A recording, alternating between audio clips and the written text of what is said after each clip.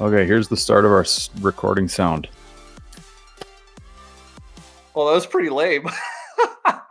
Was it? It sounded pretty loud on my end. Maybe it like noise canceled me. I Shit. think it did. What's Well, happening, buddy? I'll cheers you with my Spindrift sparkling water here. All right, salut. So what's Oh, going on? oh man, yeah, just trying to fighting the fucking chemo, man. Oh yeah, right. Okay, so what you're I guess yeah, giving everybody a little bit of an update, right? We gave them that download a couple weeks back and then you've been going through the motions. Yeah, so halfway through, man. So 6 rounds done. Um, I think to everybody but me and Britt, they're like, "Oh, it's flying by," right? But I'm just like, this is dragging its ass like no other. But huge milestone getting through it. Today the pump came off, so I don't have that fixture on my side that's annoying as hell. The Um, Walkman. yeah, the 1980s Walkman. So, they asked me how I was doing and feeling and stuff, and it's so mental, like honestly. Um, it's I don't know, just the association and everything else. And like, don't get me wrong, there are things that come up, and like today, it's just like as long as I stay focused, I'm good. If I like sit and start thinking about shit, it's like my insides want to crawl out. Like it's Ugh. just like the weirdest, you know what I mean? Like you can't explain the shit unless you're going through it. Yeah. I can imagine, man. I know the feeling you're talking about. Um, I think everybody's had that, like, it's bad butterflies, like where you're just like, oh God, I like you don't know if you want to throw up or what, right? You're Yeah. just all out of sorts. And I can only imagine, right? Because it's something that's so like prevalent in our minds, but like it's never for you. Like it's always been someone else that you've heard it from, right? Or they're going through it or whatever. And then, yeah, for you to go through it, just a whole nother level of crazy. Yeah. And what's mind boggling is it's like everybody that finds out is, because I actually told Calypso Mike the other day. He gave me a call. He was trying to get his suspension dialed in on his hatch there. And I'm like, well, I don't know if Tom told you, but I've been going through this. And he's like, what the hell, man? He's like, you're like the third person now that I've heard about. And there's another friend of mine back in Canada. He's like, man, this is all happening in threes. There's two other guys that I know. And, I was talking to the head nurse, the follow up things there before my infusion on Tuesday. And, I kind of said, I'm like, is it just me or is like cancer literally like an exponential thing in the world right now? And it was like we were communicating through facial expression and eye movements, not so much the let's like, because obviously she's probably bound in terms of what she can say, but it Yeah. was sort of like this agreement, like, yeah, no, there's an issue. Yeah. Um, and man, I can't help to wonder. Like, I know we all say the diet stuff and food's bad, like environmental stuff, but like if we really think about it, like the amount of people that were exposed to like lead and all these things back in the day, like I'm wondering what the common factor is here. And like the one thing that's why I made the jab at you with your wristwatch earlier, like you're gonna get fucking wrist cancer. I seriously think cell phones are probably the number one cause of all of this. Like the amount of people that have like prostate cancer and stuff. And where do we keep our phones? In our front pocket next to our fucking ball sack. Like, Yeah. and no one's ever going to admit to that, that it's an issue. Because, cell phones are like driving the world. I don't know. It's not, I really don't want to like go down a whole conspiracy theory thing. I just kind of wanted to throw it out there because I'm just like, this just doesn't seem right. Um, it's I weird. but buddy, like on that note, I don't think it's a terrible thing to talk about because yeah, like every single person I run into knows someone that is dealing with this. or is dealing with it themselves. And it's a whole nother level. It just feels like it's a whole nother level exponentially worse than it's ever been. And to your point, like it's not a terrible thing, I don't think, to talk about some of these things that are at least being like theorized or hypothesized. Like you say, cell phones, since our teenage years, have become a mainstay in one's pocket or on their hip or on their. The one that actually I think the most about with my phone is if I'm wearing like a flannel or something, I always put it in my like heart side breast pocket, and I'm always like, "Oh, shit, right." Because like, heart's kind of important, you know what I Yeah, mean? don't mess with the old ticker. Totally. Um, Cell phones, like you said, there's all the environmental factors, and I don't mean that from, like, the Greta Thunberg standpoint, but maybe in some regards it is, I don't know. Shit, we're I guess, if you ask all those wing nuts, we're cleaner than we ever were, right? Go fire up your Foxbody and, have a couple whiffs, like, and then go do that with your daily, and you'll notice a difference. So there's something there. Definitely all the shit that is in this like mass produced food world that we live in. That's got to have something to do with it. Yeah. The fluorides, the leads, the whatever. And I know this slope can get slippery quite quickly. Can't forget COVID, right? I mean, I know that's a hot button for a lot of people. You and I have had many conversations offline about it. I know that wasn't necessarily a factor for either of us, but how do you know what I mean? Like, where do you sum it up? It's just this conglomerate of roads that all kind of crash into the middle of cancer. Well, and the weird thing is, right, like, if you look at where cancer is the most popular, it's the Western societies, right? Like, Hmm. we got North America, I got the UK, Europe, all like, that's where it is. Like, um, high stress levels in those area, right? Like, we all talk about how stress has serious impacts on things. And versus say some of these third world countries, and okay, yeah, is it diet, is it the island life, less stress, genetics? Like me, I got bad genetics. Like this isn't Yeah. my scenario is a little bit different, but I can't help to wonder if, like, obviously something in part of my day-to-day life triggered my bad DNA to do things, because um like, I beat my mom by 20 years when my Hmm. mom had it, right? So I was doing pretty good at whatever it was, but something decided to all of a sudden trigger it. So yeah, man, Well, it's but along those lines, another thing, like if you were to just cross compare, say, third world to first world, uh, two massive things jump out to me right away. One being, I mean, everywhere you go in the first world is Wi-Fi, cellular, whatever else, right? Like the amount of frequencies and shit that we're walking through right now, sitting in, yeah, is like 1,000 times more in the first world than the third. The other thing is, and this kind of builds off the whole stress thing, is turn on the TV. Like, you'll probably be like 1 degree closer to suicide if you watch any sort of cable program, right? Especially if you sit through the commercials, you know, ad for this, ad like, oh, do you feel tired? Actually, yeah, I do. Shit. Well, try this pill. You might shit your pants and your ass might fall off, but it'll make you less tired. Right.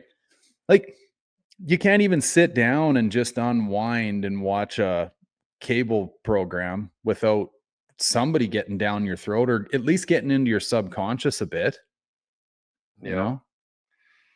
Well, And it's so true. those two things, when you compare them, right? Like stark differences. Yeah, They're all sitting around eating a bowl of rice and visiting with family, right? Probably laughing about the hard work they did that day. And here we are scrolling the gram, you know, turning on Netflix, whatever. Like so I don't know. I'm with you. I don't know what is causing all this. Um, there's definitely something going on though in the first world that is we can't really explain. Yeah. Well, I think it's just being conscious. I mean, you can't put yourself in a bubble, you know what I mean? You still got to live life because I think positive attitude and energy, you know what I mean, is important. And you can't just be walking around being a worry wart because that's just going to amplify things. So, life's about balance. If you can do a couple reasonable, better choices, if you're painting shit, put a fucking mask on, we're pretty Yeah. diligent. We hit our phones in airplane mode at night. We don't keep them in the bedroom or anything like that when we sleep. So, um, there's a whole microplastics discussion too, which I'm sure Yeah. um, has a lot of validity in the whole grand scheme of things as well. So, I guess yeah, just be conscious. Mhm. Yeah. True enough. Well, okay, $1,000,000 question, and to add a little light to this story, are you getting any less hair on your ass? Like, hair in all the wrong places. Is this helping in that regard? Dude, I wish. They told me that like hair thinning, but like my hair's been thinning on my head since my 20s. So I Right? honestly have not noticed anything.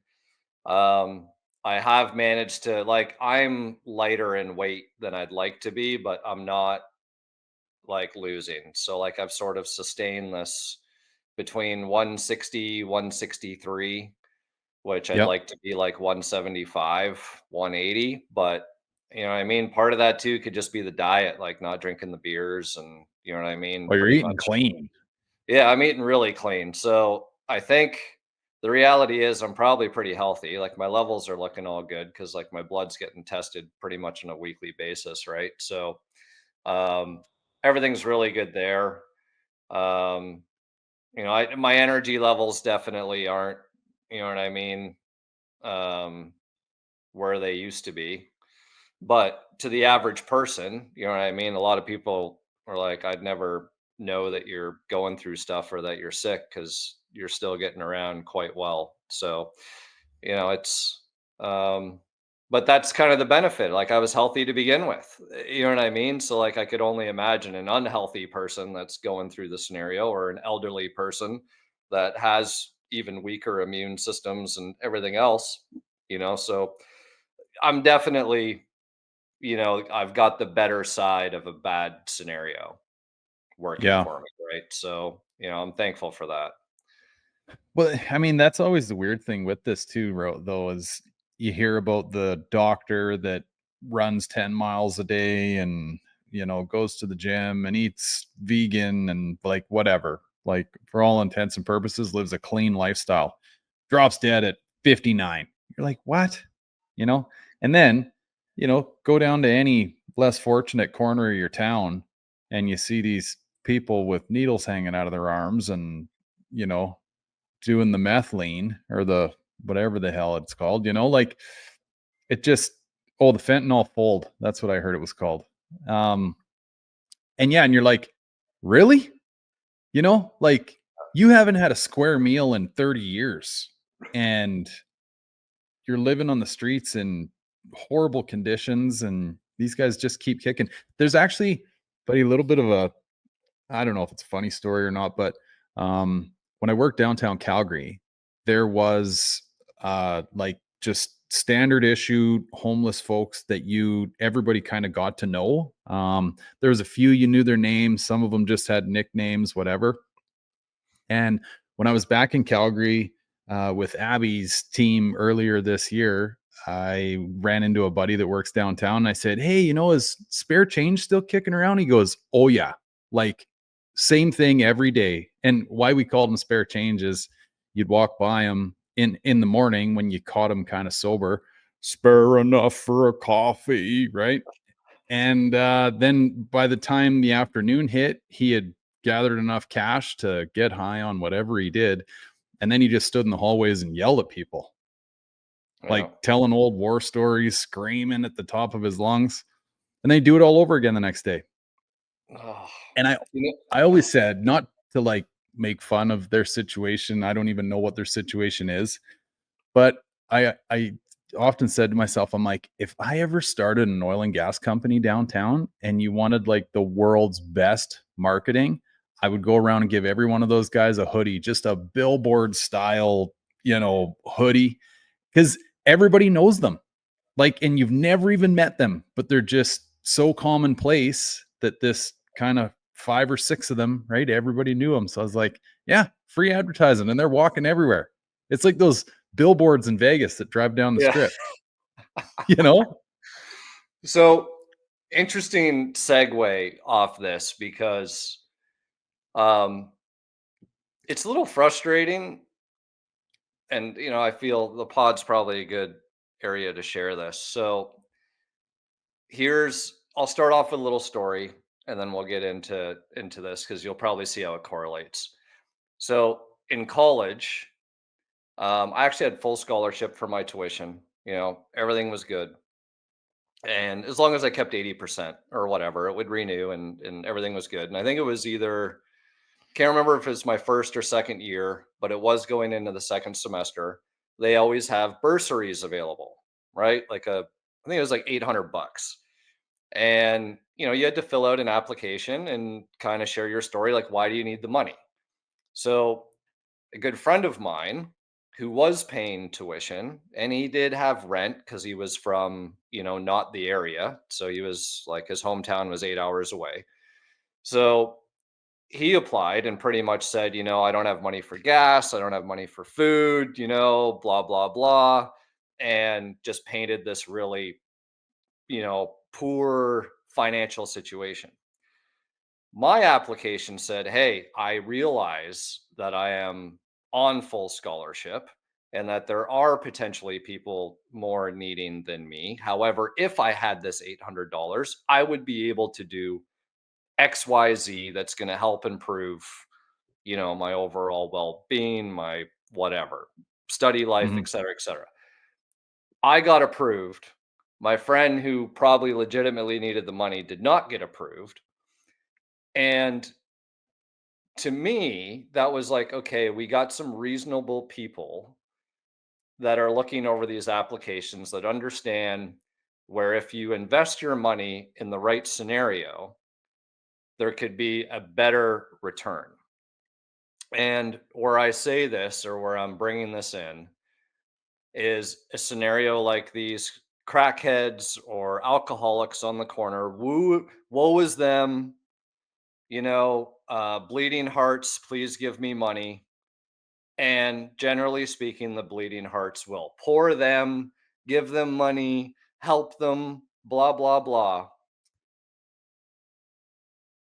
If I were to share my situation at large, aka in association with something like, say, the shitbox-Fox auction, um, which I have not, right? Mhm. Because if I had done GoFundMe, I got medical bills. I'm missing hours on hours of work opportunity as a result of treatments and everything else. The first thing the people or the population are going to do is say, sell your fucking cars. Right.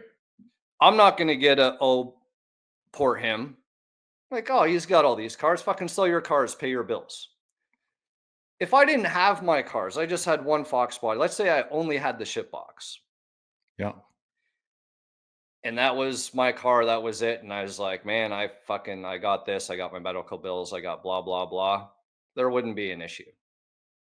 You know Right. what I mean? Like, it's very, and I'm generalizing when I say this. However, some of the comments, and I'm sure you've read through some of the Fox Body Mafia stuff, or even hell, the comments on the Bring a Trailer auction itself, where Bring a Trailer has even intervened to say, folks, be fucking constructive with your comments.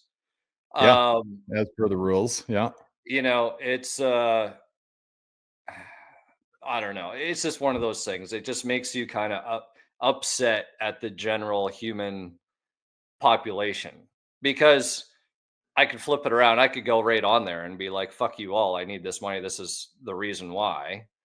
And I'm sure it would probably shut up 90% of people that have bad shit to say without knowing someone's true circumstances. So this whole, I guess, world of assumptions and woe is me and bleeding hearts and whatever else. It's been a very interesting, um, like social experiment, if you will. Yeah. Because it reminds me, it brings me back to like when I first did the Infamous project, and I said that the Foxbody community were a cheap, jealous group of people when it came to trying to get sponsorships and stuff for the build versus the BMW guys were much more, hey, you know what I mean? We have a little bit more money. Maybe we've done a little bit better in our lives. We're going to help the next guy out. That seems like he has the ability to succeed and whatever else, even though they weren't as engaged as much, but they were more willing to help. So it's a very interesting dynamic. And it just, not that I'm trying to draw conclusions or anything. I'm just kind of sharing the info because this is kind of the best forum to do it without like putting fucking banners up and everything Yeah. else, you know? True. Well, and I know on here too, I think not that we know everyone's face, but we know quite a few of the folks that listen, right? And it is kind of like a little family, right? So I think they come around every week to kind of see what's going on in our worlds. And yeah, good place to air the laundry out, right? Yeah. That's an interesting dichotomy though, buddy, because yeah, you've kind of been on one side of the coin and now you're on the other, but not really. Like, if that makes any sense, because your buddy who was a starving student, right? And here you are with a full ride, and they pick you. Which actually, the thing that came to mind when you told that story, I was like, this almost sounds like eugenics, right? Like, okay, we don't need that riffraff around here, right? He's probably going to starve to death down the road anyway. Let's support this guy that can get good grades and get scholarships and whatever. So that's kind of wild. But then, yeah, come full circle, and you've got, well, let's just call that group what it is. Like, they're the type of people that even if you did take it upon yourself to go like, hey, listen, just in case anyone's wondering, here's a little more context to the story, then that group I think would go, he's full of shit, he's just looking for attention. And like, you're never going to impress that crowd. You know what I No. mean? They're just going to be miserable forever and ever and ever. Like, it's their life's destiny, you No, it's know? like you're damned if you do and you're damned if you don't. So it's just like that's why I've pretty much left everything alone. Like there was just, Totally. the only guy that really, he was kind of just kept poking the bear because he's just like, oh, you took a bunch of donations and now you're selling the car for profits. And it's like, did you even watch the video where I touch on these subjects? And it's like, Nope. if you donated, I'll be happy to write you a check for the amount of whatever it was you donated to the car, and you can be on your way.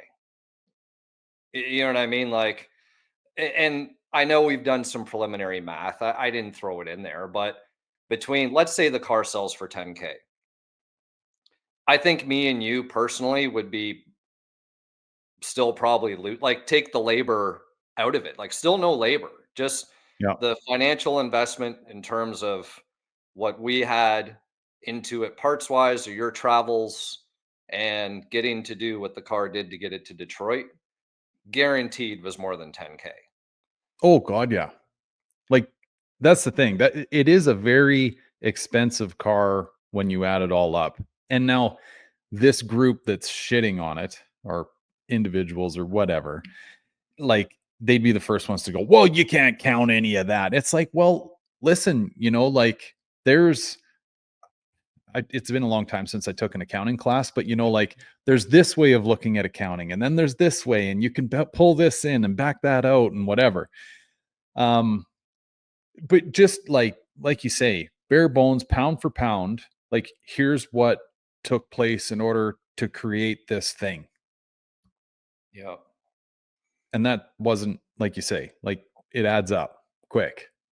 No, for sure. And I don't know where it's going to end up. I think I know who the high bidder is. I think it is someone that's followed the build like, um throughout the whole time. I don't know 100% because obviously you bring a trailer, handles could be different than what we see on Right. YouTube and whatever else, right? Um, but yeah, with that said, like, um, 10K was impressive, like within those first 24 hours. We'll see if that changes because that's usually how that works. It's like all this stuff at the beginning, and then it's everything like right at the last minute, right? So, um, I think anything over that is generous. I don't know how to describe it really. Like, the car definitely has value, but we got to be somewhat realistic at the same time. You know what I mean? Like, there's, Yeah. you got to really want it, and Yeah. like the reality is as much as I would love to think that your name and my name both on that car adds value, I think it adds to the story, it adds to the desire, but I don't think it adds a monetary value. Like, I think Right. pound for pound, you're looking at this car.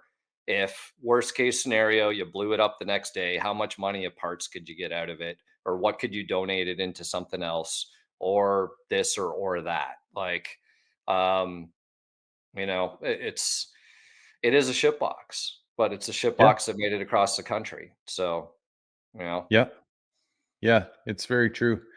Um, I know it's an interesting animal, but going back to these miserable individuals, I don't think that you'll ever win that type of crowd over. You know what I mean? Like they're really simple thinkers and not willing to look past their own issues to because that's the thing. We've all heard this since we were kids, but it's like, if somebody's poking you in the chest and calling you names, like it's really something that's wrong with them that they're yeah, just like letting out and showing, like it's their own problem, really. It's a sad thing that whatever, you gotta deal with it in life, but, because yeah, it's a shitty thing too, I know, like, I think I've checked on it, like, twice, and I seen some stuff, and I was like, "Man," like, like, let's just say that this was, your, what's that fancy word? Modus operandi, like, like, this was your life's work, hypothetically, right? Like, and don't get me wrong, I'm not trying to say that it is, but it's a shit box and it is what it is. But let's just say it was. And no one filmed it and no one talked about it, no one whatever. And some kid just, you know, somehow squeaks through, bring a trailer and gets it on there. And you get all these people going, you know, oh, like what's the one? We shouldn't even give these things any credit, but there was one that I kind of had to giggle at a bit. Um, yeah, one Stevie Wonder's car show or something like oh yeah, that. And that's pretty cunning, right? Like, you gotta yeah, give it to him. But again, let's just say it was the kid's like thing. Like this was he put his heart and soul into it, and you got somebody saying that. It's like, man, do you even know the person that built the damn thing? Like, uh, yeah. I and think I know they don't, but that's what I think. What bothers me is that people really take some of this stuff like to heart, or like personally almost. And another example is I remember being at one of those Toronto meets of end of season show where it was like 100 and something cars there, and there was these two guys that had a 2JZ motor in in the show. And I could see that, like, if anybody was walking past that didn't know these two individuals, it was a father and a son, and they literally came up to me and they had to type on their phones. I think I might have told this story before, but they were both mutes. mm, So they had like no capability of speaking. So they were typing to me, and it was like, oh, we're a father and a son. And the son really liked the whole um, whatever Jap scene, and the dad really liked the Foxbody scene. And it was this father son project that went on and was super cool. And they were taking it to shows and whatever else. And like, that cool, is more important than the car or whatever power plant or whatever it is in there. Like, that is a father and son bond that came together to build something cool, something different. And to the average person that's just going to see a picture that's posted with a 2J motor on a Facebook post, and then it's just going to get all the fucking heat without Yep. any of the understanding of what came behind it. Like, it's, I don't know, man. It's just sad that people, it's that whole thing. If you don't have anything nice to say, don't say anything at all. Yeah. Yeah. Couldn't agree more. I know we've all screwed up at some point in our lives, but at least as long as you're aware of it and you actually know the right from wrong in these scenarios. And because this is it, like we're all flawed beings and we've all got our opinions. And like funny enough, you remember that one reel I did of that SHO Taurus? Oh, yeah. And right. And I mean, it's obviously it was funny and everybody thought it was funny. But like, there was a part of me after the fact, I was like, you know what? Like maybe that's that guy's baby. Like it probably is, you know? And here I am poking fun of it, right? And hopefully he never saw it. Like I still kind of feel shitty about that, you know what I mean? But yeah, I don't know, man. It's a weird deal. Um Well, you just know the who another world. one is too is, I don't know. Did you ever see the girl? Her name's Josie, and she has like a yellow GT with, and she's got like the Jap style mirror on the fender, huge fucking aluminum wing. I don't I think I've think ever it's seen that almost, car. And it's a so Fox? yeah, it's a Fox, and she's got like some banner across the top. It's like, she's an advocate for like, helping people that are down and like suicide prevention type stuff. So, Hmm. same thing. Somebody snapped a picture of her car because they saw it driving down the road and posted it up on Facebook and said something shitty, right?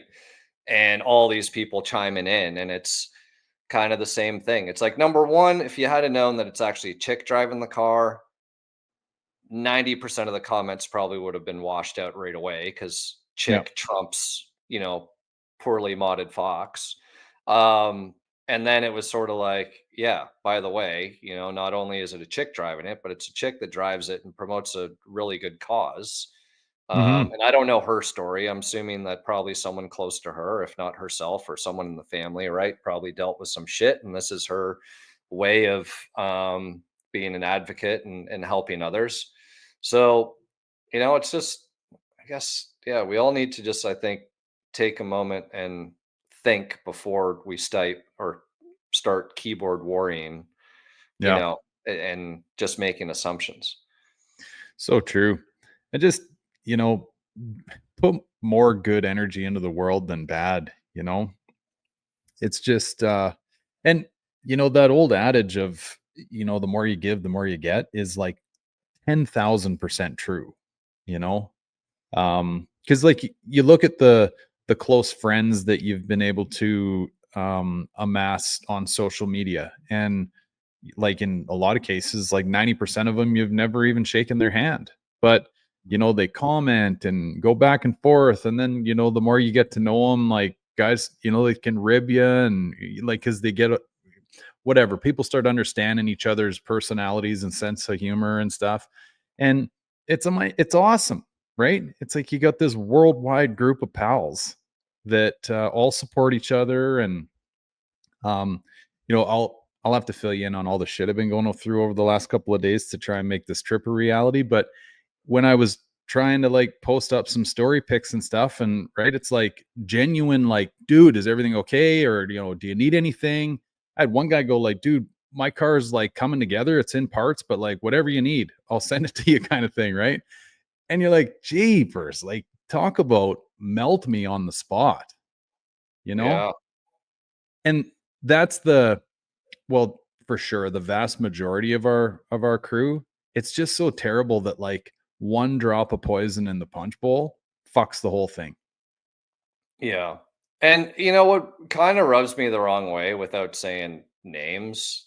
Like when there's another individual who's got a YouTube channel and we're literally all about doing the same things and you're like completely just lashing out. Like I Yeah. don't, like we're all supposed to be working together here as a community. Like I can't wrap my head around it. And I don't want to spend that much time thinking about it either because, rent's not free in my head. So, And you got man, enough of your own shit to worry about right now too, right? yeah, Like, no, exactly. you can yeah. So I don't know, man. It's just a little sad. But with that said, you know what I mean? It's exciting. Um, I don't know. What do you think? You think it'll go for more? Or you think it's just gonna go for 10? Well, yeah, like, my hypothetical guess, just kinda knowing how auctions work, is it's definitely got a possibility of, getting down to the wire, and everybody's just sitting there trying to, like, whatever, play the timer, right? And it's like, "Oh, if I sneak one in for another," whatever the each individual bid needs to be more of, and, another $50 or $100 at the end, I get it. But then you got who knows however many other people that are interested doing the same thing. So they have that tail end run. But to your point, like, if I was completely removed from this situation and watching it from afar, I'd be like, 10 grand for a, like, somewhat solid yet rough car that's a runner, like a strong runner.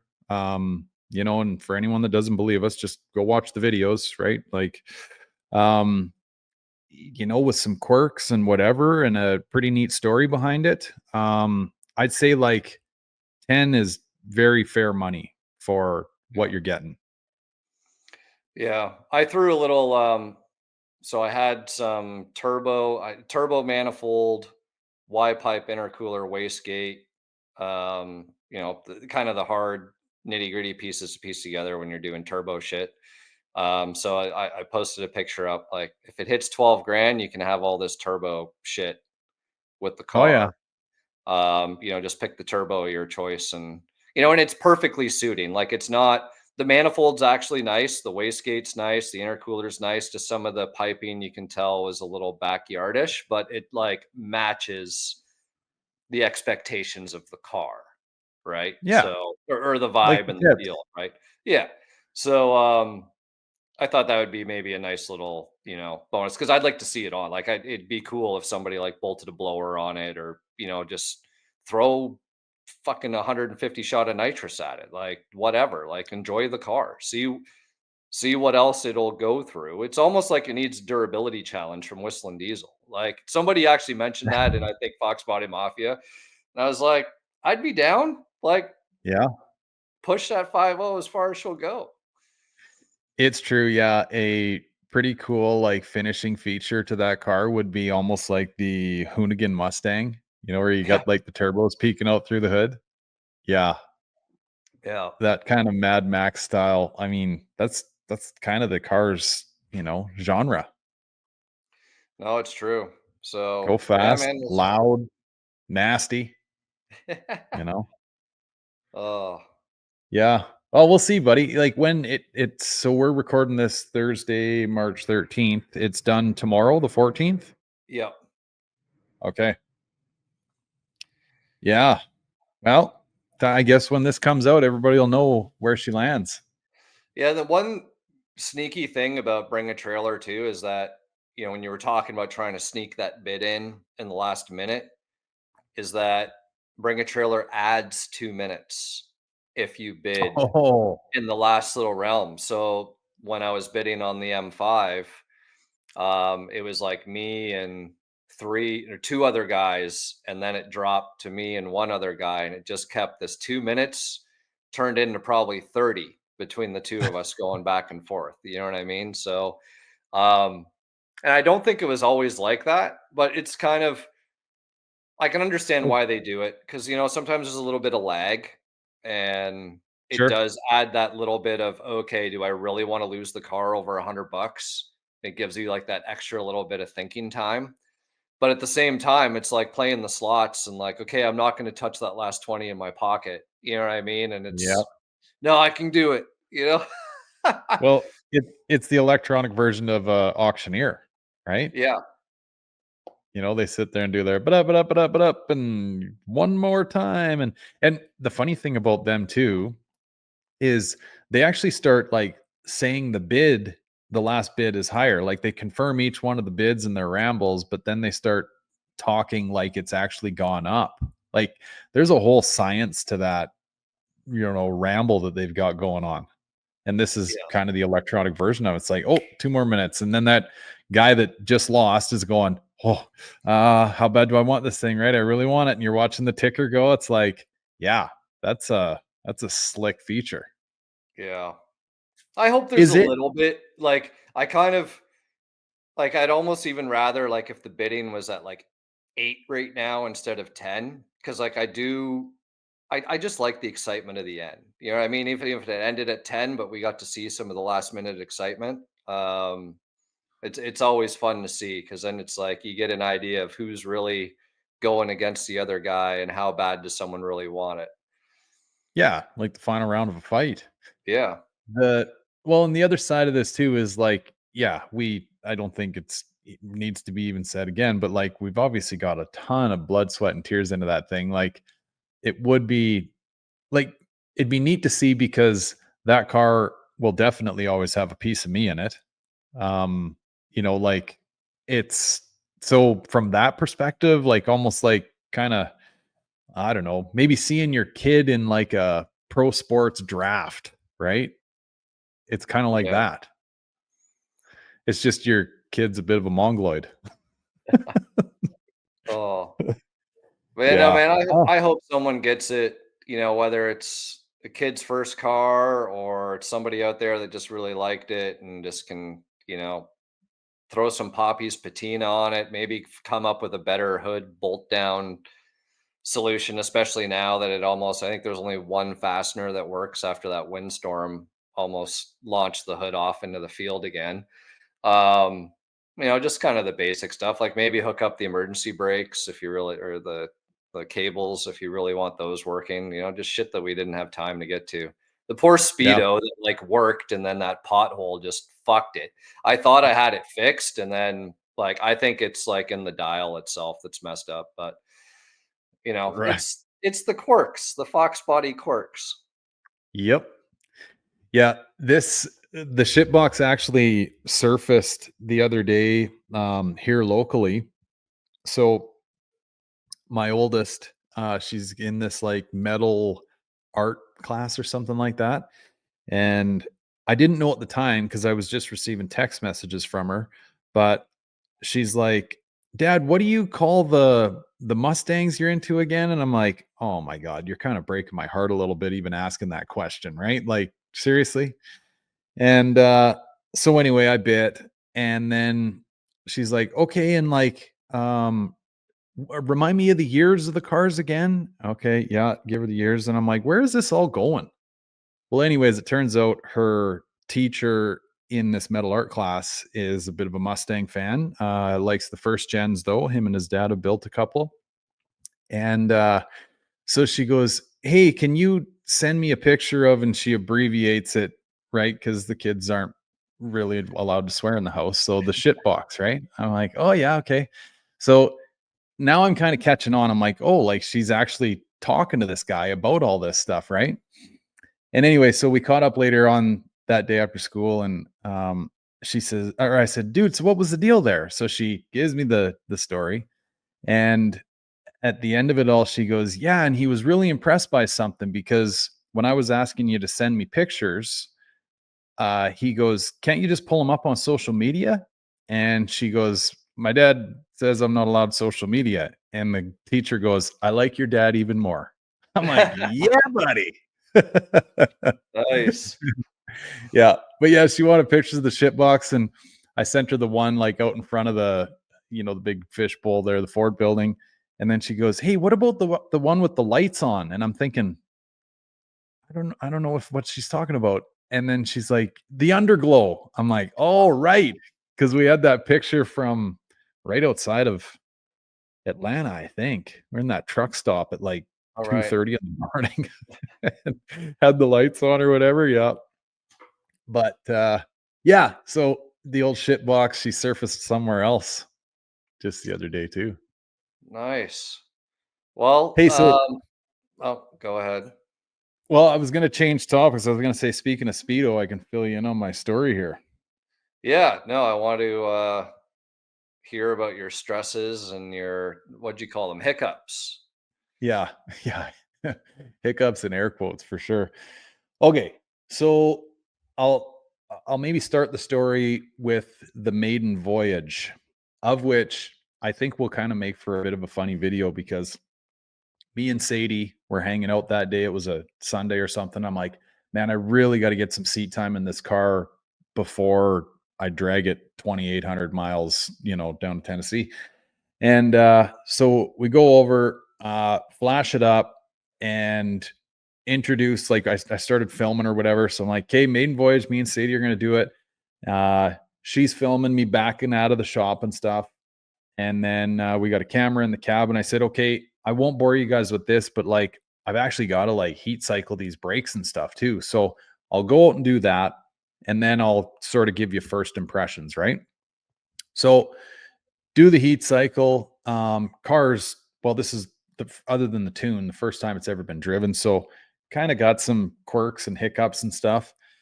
Um, then I'm like, you know what? I haven't put fuel in this thing in like a year and a half. So maybe we'll run down and get some gas. So pull into the gas station, get out of the car. I'm like, what the fuck is all over the ground? Pink boost juice all over under the front driver's side fender. I'm like, what the fuck? Right? Okay, whatever. We'll figure that out when we get back. Fill her up with fuel, and we're leaving the gas station, and all of a sudden the speedo like starts coming up as it should, and then boom, just hits zero. I'm like, for fuck's sakes, like, did I not plug it in at the back of the speedo correctly? It didn't clip or something, maybe, because that's the only place the speedo's been disconnected. So then we're running around a little bit, and I'm getting like really low, well, at least on the gauge, low boost numbers. The most I seen during that drive was like 5. And then consistently after I started like really gawking at it and paying attention was like 2 to 3 pounds of boost. I'm like, huh, this is weird. But now, keeping in mind that I've got no seat time in it, so I'm like, maybe the gauge is fucked and I'm actually getting what Matthew saw while we dynoed it, but I just don't know. I don't have that like baseline to base anything off of. It's really just it's all new. So I'm like, maybe this is 2, 3 pounds of boost, and that's what this feels like. I don't know.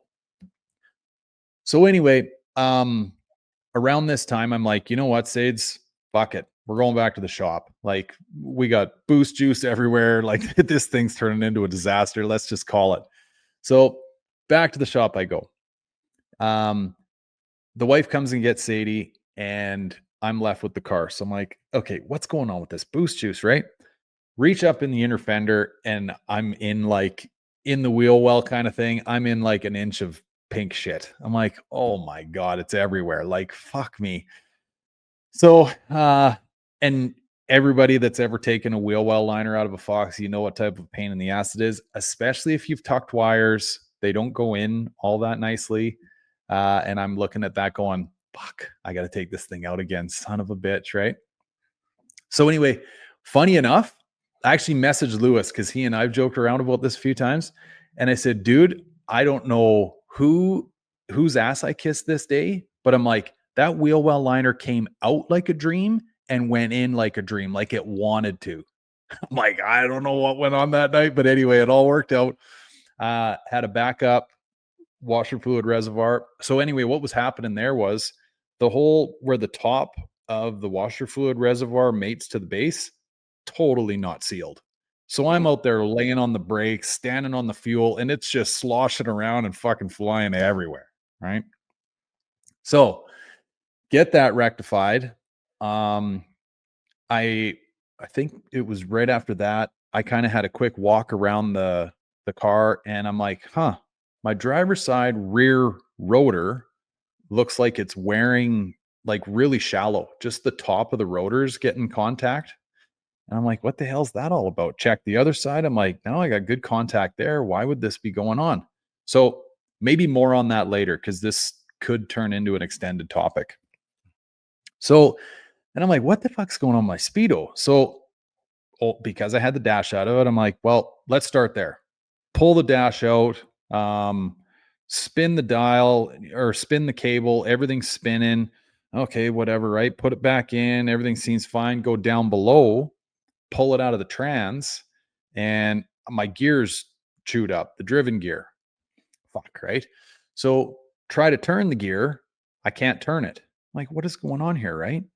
But you know how when you're going back in with a cluster and like that kind of last little bit can be tight depending on how that cable wants to go through the firewall? Mine's pretty tight. And so I unbolt the cluster, set my phone up so I can see if the speedo moves, run back down below, spin the dial. It's moving. Okay, we're good then. Bolt it back in, go back down below. I'm tight. I'm like, what the fuck is going on here? Right. So after a pile of ups and downs, crawling up and down a ladder because I'm on the hoist, um, I get underneath the hood and I'm like, that fucking Kenny Bell is really tight to the firewall. And I remember the cable kind of having to be like pulled away a little bit. Dude, you can get that cable to sit like 2 inches one way and the whole thing binds right up, 2 inches the other way, and it'll free spool. So the long and short of it, or at least this is my hypothesis, is I was in the tight section of where it wanted to bind and spun the driven gear on the speedo. So then I'm like, okay, is everything inside this where the speedo cable goes into the trans okay? I look in there and I see that little J clip that holds the worm gear on the Yeah. output shaft. I'm like, oh shit. So like an idiot, I reach in there with my fat fingers to grab it. Clunk, it falls. I'm like, oh fuck. So this is all late at night on Monday, I believe. Might have been Sunday or Monday. Next morning, I call my buddy that knows T5s inside and out. I said, hey, here's this skinny. I said, I need your recommendation on this. Like, the Speedo drive gear clip has fallen down in the case. I'm like, I'm T minus whatever, 9 days from going to Tennessee. Am I okay putting this thing back together and just turning a blind eye and not having a Speedo? Or am I like in the realm of causing catastrophic damage right when I least expect it? Going down the road with the wife and kids, big lineup of Fox bodies, whatever. He goes, it's 50-50. I'm like, what do you mean? What's 50-50? He goes, it might be fine. It might not be. I'm like, fuck. So you're telling me I'm pulling the trans? Like, come on. Oh, So yeah, that night, trans comes out and I've never changed one of those drive gears in a T5. And so I'm like, do I want to bust the back of this case off and get myself into even more of a predicament? Um, and anyway, a little bit more on that in a minute. So he tells me he's going to come by that night and he goes, I think that clip, well, for sure the clip's fallen down. And he goes, no way that you've ruined that drive gear. It's probably just moved itself off the shaft once the clip came loose, and we'll be able to move that back in place, put the spring clip back in there. You'll be good. So we bust the tail housing off the T5, find the clip's busted. I'm like, well, fuck. So in a bit of a panic, we've talked about this before where you're like, when you're in a shit show, you got parts coming from all over the place. So I've already pre-ordered a full-on drive gear, driven gear, spring clip, all that stuff's coming from LMR, but I'm up in Canada and it's apparently not showing up until next Wednesday, which is the day before we leave. I right. don't need to be putting a transmission together the day before we leave, right? So my buddy goes, I think I've got a spring clip at my house. So I'll run down the valley to his house. He's about half an hour away. See if I got one. If I got one, great. Come down and grab it, put it back together. This was all last night. So he did, went and got it, and then had to put the tail housing back on that T5. Have you ever done that? No, not on a T5 actually. Okay. So it's not rocket science by any means, but it is one of those things where you're lining up lots of stuff, you're holding your tongue a certain way, and you've also got the clock ticking on your right stuff. Like, there's sealer in between these cases. And it's like, wiggle, jiggle, push, pull, like, oh shit. Okay. And finally clunk in it goes. I'm like, okay, great. So then I start putting bolts in it, and I grab like input shaft output, and I'm kind of giving it a twist. I'm like, oh fuck, it's tight. Like that shouldn't be tight like that, right? Sealers are on it. I'm thinking, oh my god, I got to clean all this shit off and pull it apart again. Now it's like 10:30 at night too. Anyway, I just kept rotating it, kind of cursing myself in my head, and all of a sudden something went click, and it started just free spooling like butter. I'm like, was that a good click or a bad click? So I'm trying to like rotate it through gears, make sure I still got gears and everything, and we were good. Nice. So trans went back in last night, uh, shut her down at about 1:30, and H pipes on, everything's good. The only thing I didn't have in the trans was fluid. That happened today. So technically, all I'm waiting for now is a driven gear that runs on the end of the speedo cable, which should show up Wednesday. One bolt, send that thing in, put it in the trailer, and we're heading south. Just make sure the clip is good quality. Yeah, true. Um, and then okay, Lewis, I that fucking guy reaches out and says, "You're sabotaging this. I know you are." I'm like, "Are you kidding me, dude? Like, you fucker. I am not sabotaging this. I want to go on this trip so bad I can taste it." I actually gave him shit today because he had his transmission out to do the throw bearing, right? Because he put that cheap fucking Chinese thing in there that I told him not to. And I got some info to add on that too, but keep so going. funny enough, right? Because when I was there, I crawled underneath the car when he started it, and man, that clutch fork just bouncing like back and forth, back and forth, back and forth. I'm like, dude, your throw bearing's fucking trash. I guarantee you. Yep. And I left, and he sends me your video that you have of the throw bearing, pretty much the same wear pattern on the shaft, right? Like you can kind of see, like the roll. It almost looks like needle bearing marks, like pushing on there Yep. is probably the best way to describe it. So he pulls transmission out, shows me the bearing moving way back and forth, like dude, like at least a quarter inch, if not more, of like side to side. I'm like, well, there you go. So he still doesn't have the fucking car back together. And then I'm like, your door moldings still aren't on. He's like, oh, I think I'm gonna bring the door moldings with me. I'm like, I'm like, Chris job, paint moldings. Lewis job, install moldings. And he's like, oh, it's better when we work together. I'm like, you fucker. So I'm not gonna be surprised if he shows up and the moldings aren't on the car yet. Okay, Meanwhile, so here's him. He's calling the pot or the kettle whatever black, right? black, Meanwhile, his shit's still fucking sabotaged and not back together. right. Okay, and we can't forget we got to revisit this weird brake wear pattern. All But right. I spoke with Lewis about this whole scenario of his. Now, spoke with him back like right after you had been there. And I said, "Yeah, man, I think it's the same thing. Funny enough, check out this video, right?"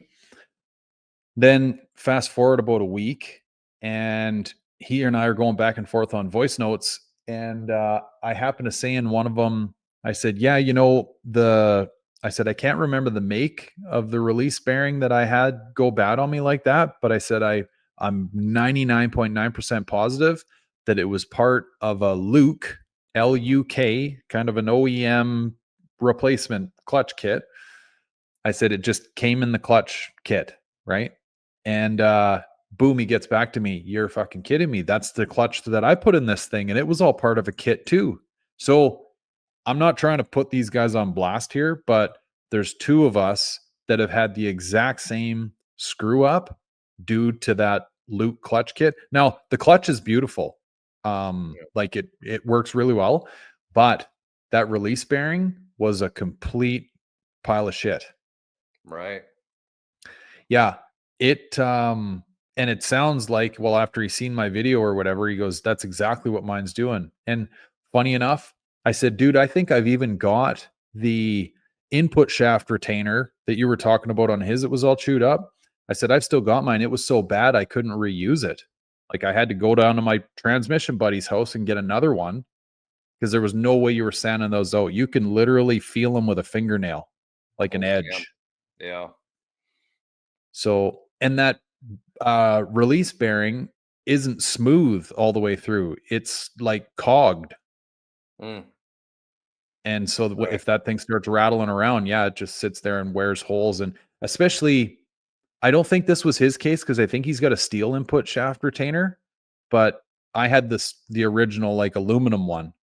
And I mean, my clutch had kind of done that for, I don't know, maybe a couple weeks and say 2, 3 drives. And that was enough to to make it so bad that I couldn't reuse that input shaft retainer. That's crazy. Yeah. Well, So if you're be going to on the go with a lookout. Luke, Yeah. yeah, if you're going OEM replacement with one of them LUK clutches, make sure you get yourself a good quality throwout bearing because they're not good. The ones that come in the Yeah. kits at all. Okay. My brake situation. Now this is kind of interesting, buddy, because right when you think every page of the Foxbody manual has been written and rewritten and understood, I think I might have stumbled onto a new one. So Right. I'll maybe so I can speak as intelligently as possible here. I'll pull up some pics because this will help the situation make more sense. Um, would you have a good term for what you call like what would be the outside of a one piston caliper? Like the non-moving part. So just the cast, hook, fork, whatever you want to call it. Would you have a good name for that? I don't even know what you'd call it. Like the actual housing of the caliper, essentially, right? Yeah, the opposite side that the piston is on, Yeah. So right? The side that gets pushed against. it's like the teeth. Okay, let's go with teeth then. And guys, we do post this shit up in video format, so you can check this out on It's now like YouTube. the dome, right? Like when you put your caliper on, and it's like um, what is that? Like when you go through a doorway that's got the dome or Half the half moon. moon, right? Yeah, So, it's the part where your your brake pad is sitting against that, and there's usually the brake pad has a metal clip and it slides over the two edges of the teeth or yeah, the half moon hallway, if you will. yeah. I'm sure there's And people listen imagine just that was like what's like charades. Imagine trying to explain that. totally. Okay, so It first does look photo like a here. molar now that I look at it. It looks like a molar. There you go. Okay, let's call it the molar then. Okay, the molar side of a brake caliper. So this is my piss poor wear pattern that stood out to me. Oops, on my driver's side rear. Okay, then if I go to the good one, here is kind of what you would expect, right? Nice and deep and whatever, full contact of the rotor. Now, keep in mind in both of these scenarios, the back side of the rotor, which would be the piston side, is getting beautiful wear pattern in both driver side and passenger side. Okay. So as I'm sitting there scratching my head, going like, what the fuck is going on here? Like, did I not tighten the caliper bolts? Like, how could this occur? Right. And it's brand new pads, brand new rotors, brand new everything. So I get looking at the molar, right? And I'm like, huh, this is kind of interesting. And I'm going back and forth side to side. So you see the gap here I got with my finger as a measuring device? This Yeah. is on the side that is having the shallow contact patch on the rotor. Check that out compared to the side that's got full contact. Yeah, it goes Like down I'm, further. yeah, like a quarter of an inch further. So, um, I after I posted that thing on social media about, hey, ran into a couple hiccups. There was a couple close buddies I sent voice messages to. Spano actually being one of them. He's like, dude, what's going on? And so I gave him the download and I sort of quickly told him about this and sent him the photos. He's like, son of a bitch, my GT is doing the same thing. And he goes, I thought it was maybe, maybe I just didn't heat cycle them properly, or, like the pads got to wear in a little bit or whatever. And he goes, I got the same thing. And I can't remember the other fella that reached out and said, oh, actually, Kyle, who we had on a couple weeks ago. He goes, I got the same thing going on. I'm like, well, what the fuck is this all about? So the only thing I can think now, just for context, these are remanufactured Ford SN95 calipers, rear calipers. The only thing that I can sort of come up with is that at some point over all these years, there's been a casting change, and one casting had a deeper molar than the other casting. And, when you're getting remanufactured shit, I mean, one caliper could be 10 years old, the other one could be 20, right? Yeah. So, and then, okay, so I bring like the heavy hitter into the mix. I'm bullshitting with Bill Butler the other day. He sends me a photo of these unreal, like prototype Cobra calipers. And there's a really neat story behind these. He thinks there's only like 3 sets of these in existence. Bill and like the These are stuff the that he ones that finds, right? actually had Cobra embossed in them, right? Correct. Yeah, Yep. yeah. Yeah, I know which ones you're talking about. So he sends me a picture of those, and interestingly enough, and actually I should say too, the calipers themselves have like, they've never been remanufactured, nothing. He says they've never even had fluid in them for however many years old they are. They are actually shallow, like my shitty wear pattern one. Hmm, interesting. I know, right? So So, I was gonna say, because I've got numerous sets of Taurus rear calipers. Whenever I do the Brembo upgrade, I go with the Taurus calipers, which fit in the same carrier, right? They're no difference. The only difference in the caliper is the piston bore size. So you end up with right, a perfect brake bias between the Brembos and your rear brakes. So you don't need adjustable proportioning valves and shit. But interestingly enough, whenever I get a pair, and I can't tell you which side is which. One side comes with silver colored hardware that's like 13 millimeter. The other side comes with gold color hardware that's a 12 millimeter. huh? So the lefts and rights are clearly getting remanufactured at different locations. And even like the color of, they come coated.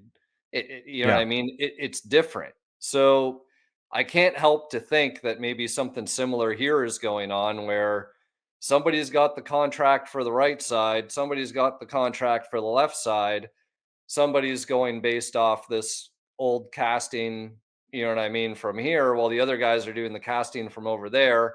And you're ending up with this mix match where it's actually in the molar.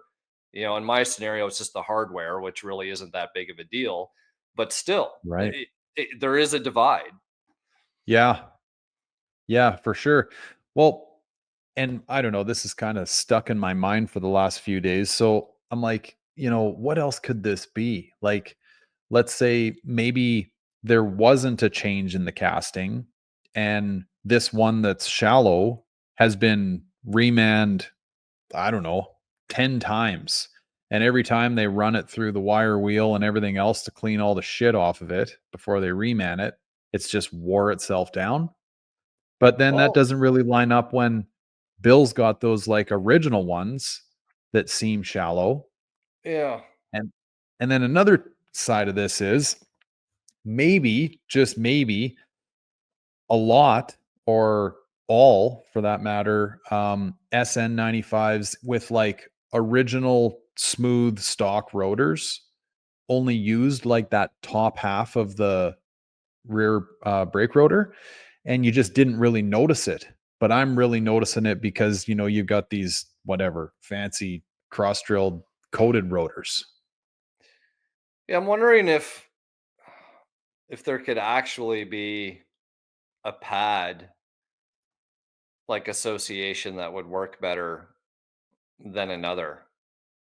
Because, I Yeah. have seen sometimes the material on the pads, like, they do have some, like, almost, different types of pattern, or maybe the way the plate is, because, like, I bet you it's not much. The other thing too is that if it's grabbing at the top, I feel like eventually it will wear itself into place. Like, it might just take a little bit more time, you know what I mean, for things to plane or level off or whatever it might be, and rightfully so, like you said, right? Like, maybe nobody just ever noticed because, Mhm. brand new car or whatever it is, and, do a couple burnouts and roast the rear pads a little bit, and, Yep. initially before you break them free. I don't know. I'd just say Well, drive it. totally. Like, this isn't something that I'm necessarily losing sleep over. Like, the car stops beautifully. It does everything it's supposed to do. It's just kind of odd.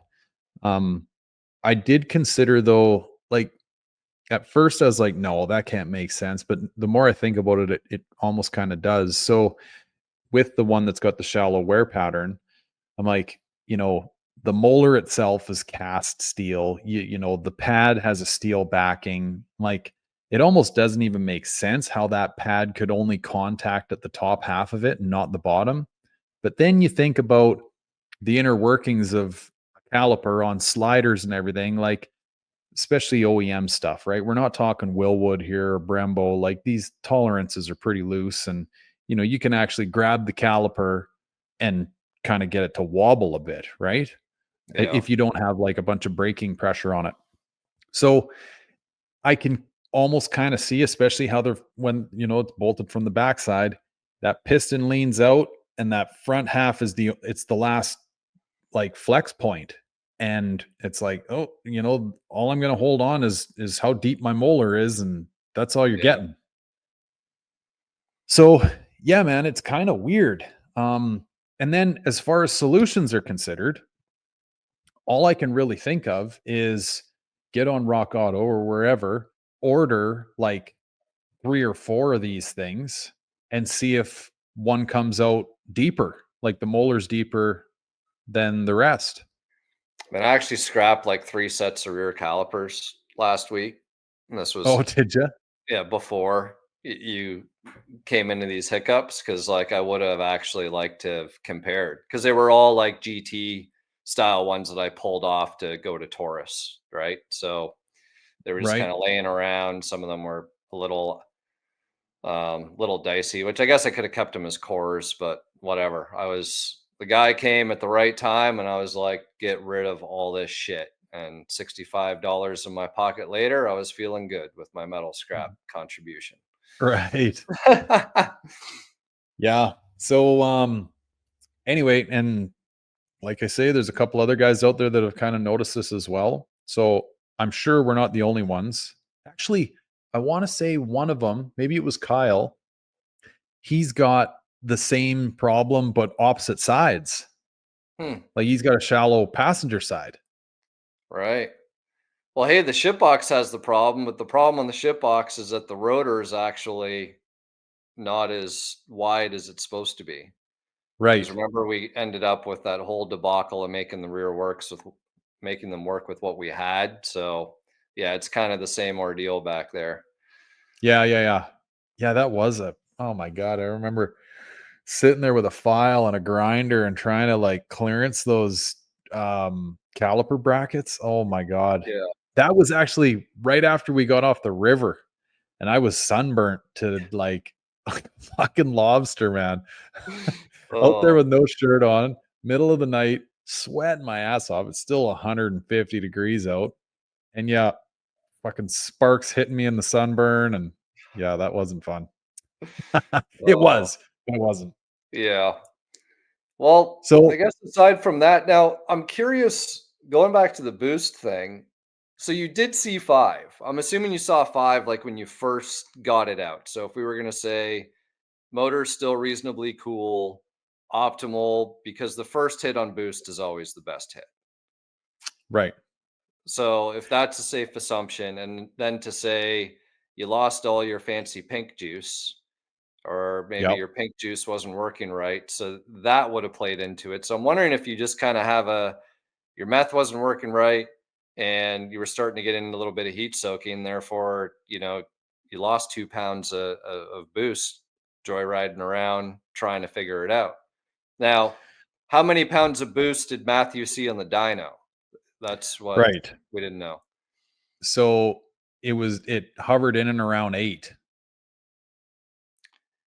So And this that's is where things no get interesting, right? Like, how much load is on the dyno? Like, how much air were you blowing through the front? I think it was pretty cold as balls for you guys, if Yep. I remember right. So I'm actually curious because I know that was at 8 after the you changed the crank pulley because you were like on a possible path to hit like fucking 20 with the way the numbers were going. Yep.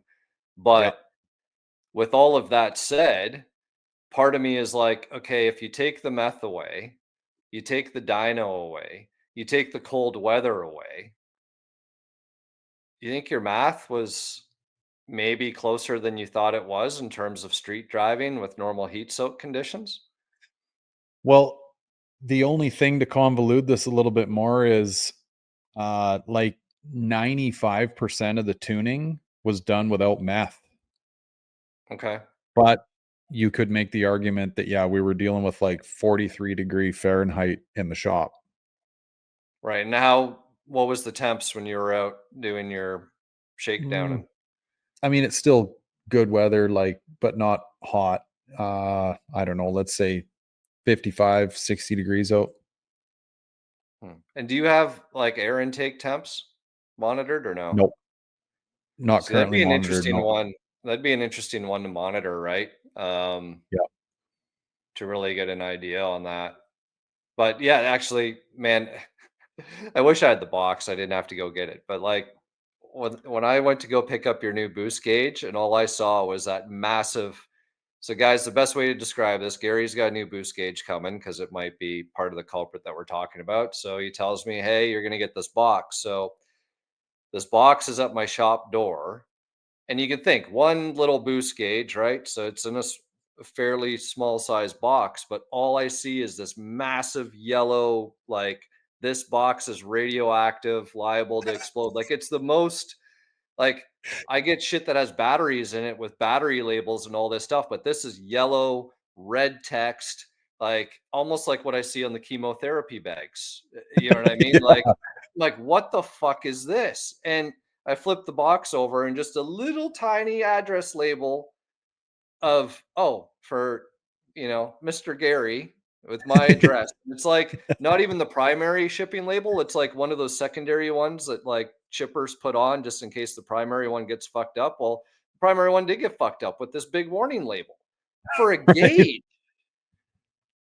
Yeah. Like I couldn't believe it. I've never seen anything like it. Well, it's a hell of a big box for a gauge too. I was Yeah. thinking like gauge box, I don't know what's that, like 3 by 3 by 3, Yeah. No, this thing's like a nice, I don't know, 6 by 10 ish. Yeah, Like probably full definitely of could the get a couple gauges styrofoam. in there. But yeah, I don't know what the hell they have in that thing, but like it's prop 65 to the nth degree. Unbelievable. Yeah, so that kind of adds to the story here too, folks, is um my okay, so my first, I guess, test that I can go out and do on this, and this stuff is not really like it's kind of haunting me a bit, but not because like of the whatever. It's like the first priority is getting to Tennessee and the car runs and drives. So like whatever, if it's down there on low boost, who gives a shit? It made it. But in order to, I guess, rectify whether or not this is the gauge, is I do have like a standard old autometer boost gauge, and run that in the cab and kind of hold it and drive and cross reference that between this digital gauge, because the whole trouble with this digital gauge is, well, one, it's digital, right? And digital shit screws up. And two, it talks to the math kit. Mm. So if you don't have a proper boost reading out of that digital gauge, the meth kit doesn't work. So it's like the chicken before the egg, like one thing leads into the other and causes you this shit. So, and I've been through a couple of sensors. I've tried different digital boost sensors. So yeah, it's a little bit of a mystery. And again, the worst part about it is I got nothing to cross reference because that was the very first time I've driven the car. So Right. maybe that is 8 pounds of boost. I don't Yeah. think it is because it's impressive, but it didn't rock my socks. Right. Interesting. Yeah. Yeah, I'm curious to see what you find out there. Hmm. Well, and now that the trans is back in, we actually got a little bit of snow today, of all things. So yeah, that kind of convolutes my seat time, but I'm hoping to have it out at least one more time before it's loaded. And yeah, I guess I'll report back on what that odometer says because that thing's whatever, tried, tested, and true. You know, Yeah. um, maybe it is something wrong with this digital one. So Chris received one for me, so whatever, I can pull this one out. And there's actually the one I've got is an older tech one. So in the settings of the boost gauge, you can tell it to turn on meth injection and turn off. But the trouble with the one that I've got is if you turn meth injection off, it doesn't act as a boost gauge anymore. It just reads zero. Like that's fucking stupid. Who thought of that? Yeah. So this new one does both. Whether the inject meth injection's on or not, you can still read boost. Well, that's good. Yeah. But now I've got I think we've talked about this, but I've got that 5-inch, like 11% underdrive 93 Cobra crank pulley sitting there staring me in the face, right? And I'm like, well, that's a quick flip, 4 bolts, and like we got more boost. So should I? Shouldn't I? And Matthew's like, just put the fucking odometer on it and go drive it. Like, don't get stupid too quick, right? I'm like, well, that Oh, crank pulley's going on at some point, and I know it's not before Tennessee, but like, I want it on there. yeah. Yeah, no, that's sort of where my head was going. I'm like, well, shit, if there's only 2 or 3 pounds, that means I can put another pulley on and, you know, crank her out Yeah, for what she needs. Like maybe, yeah, on cold, it's going to be 12, 15 pounds. And then after, things normalize and heat up, it is only going to be 8, 10 pounds. yep, So, totally. um, yeah, curious to know what happens there. I guess we'll find out. It's hard to believe, man, this is actually like happening. Yeah, dude. Like, quick, you know. I've actually, well, over my shoulders, you can kind of see a bit of a scenery change, right? Oh, the high And boy. dude, I was literally doing this before we got on the pod, and I'm like, yeah, right. Like, of course you're coming on this trip, hi boy, right? Absolutely, So man. That's the way to get around. yeah. And I actually, well, we kind of made a little purchase there last weekend. Little as in these things have definitely come down in price. Like they're probably 1% of what they were once worth. But I bought a little projector for Abby's birthday. She had all her girlfriends over and we rigged it up in the basement and they're watching a 100-inch fucking movie or whatever, right? I'm like, well, that's coming too. You know, we got this great Airbnb. I mean, shit, and there'll be at least 2 enclosed trailers there. We can fucking hang a sheet off the side of one of those and whatever, right? Watch some movies or the kids can, whatever. So, and the Yeti, right? We're definitely not going anywhere without cold drinks. Nice. So, yeah, the packing's begun, bud. Oh, well, mine's all packed and actually should be in the hands of Mr. Brent here any minute if it's not already. Oh, so it's gone. Yeah, so Keith hustled all weekend. Like literally, he wrapped the last piece, I think the one that goes over the amps. I think he had it done literally as my buddy was showing up to pick up the car. Really? Yeah. Well, okay, so I seen you reposted his story and I clicked into it and watched his full reel. Man, that thing turned out sick. Yeah, Have you I'm cranked really it up? happy with it. Well, so it's funny, he messaged me and he's like, "Man, I'm not getting sound out of anything." And I'm like, "Well, you should at least get sound out of the dash speakers because 'cause they're running it off the deck." And he's like, "No, no, no, the dash speakers work, but nothing else." And I'm like, "Well, I know the components in the doors work because I like just kind of half-ass wired the amp together just to make sure that those speakers were working and I knew what was left and right, etc." And those amps are weird. They have uh, you can turn them on via remote wire. Now they're like smart. So there's an option to say, wake up when you sense signal through the RCA cables. Oh, And really? yeah, and then there's another weird option in there too. Maybe if it was like you're running high level inputs or something. But anyways, I tell him to check that, and I'm like, okay, well, unplug some of the shit, like keep it easy. And when he comes back, he's like, I feel like a dumbass. I had my Bluetooth volume turned all the way down on my phone. Oh, shit. So so yeah, so you got all the fronts working then, because it came with that old school epicenter. So he's like, "Do you know Yep. if it works?" I'm like, "Honestly, I never put power to it, but um, the cool thing about it is the previous owner was crafty. He turned the cigarette lighter in underneath the famous console door there. Um, turned the lighter into the potentiometer for the epicenter. But it Cool. looks like the lighter, but it Yeah. turns, right? And so you can crank it up and crank it down. So, Keith went through everything. He's like, "Yeah, no, it all works." He's like, "Sounds real good." He's like, "I don't know, I think he said he tested like some EDM or something on it. Said it's doing all the things that it's supposed to do." So, yeah, no, I'm excited to hear it. Yeah, totally. Oh, so did it go right from Keith's house to Brent's? Yeah, so I took like Oh, your signs and like I made two little boxes of like random t-shirts and some shit, right? Just to have some merch to be able to flip if we set up.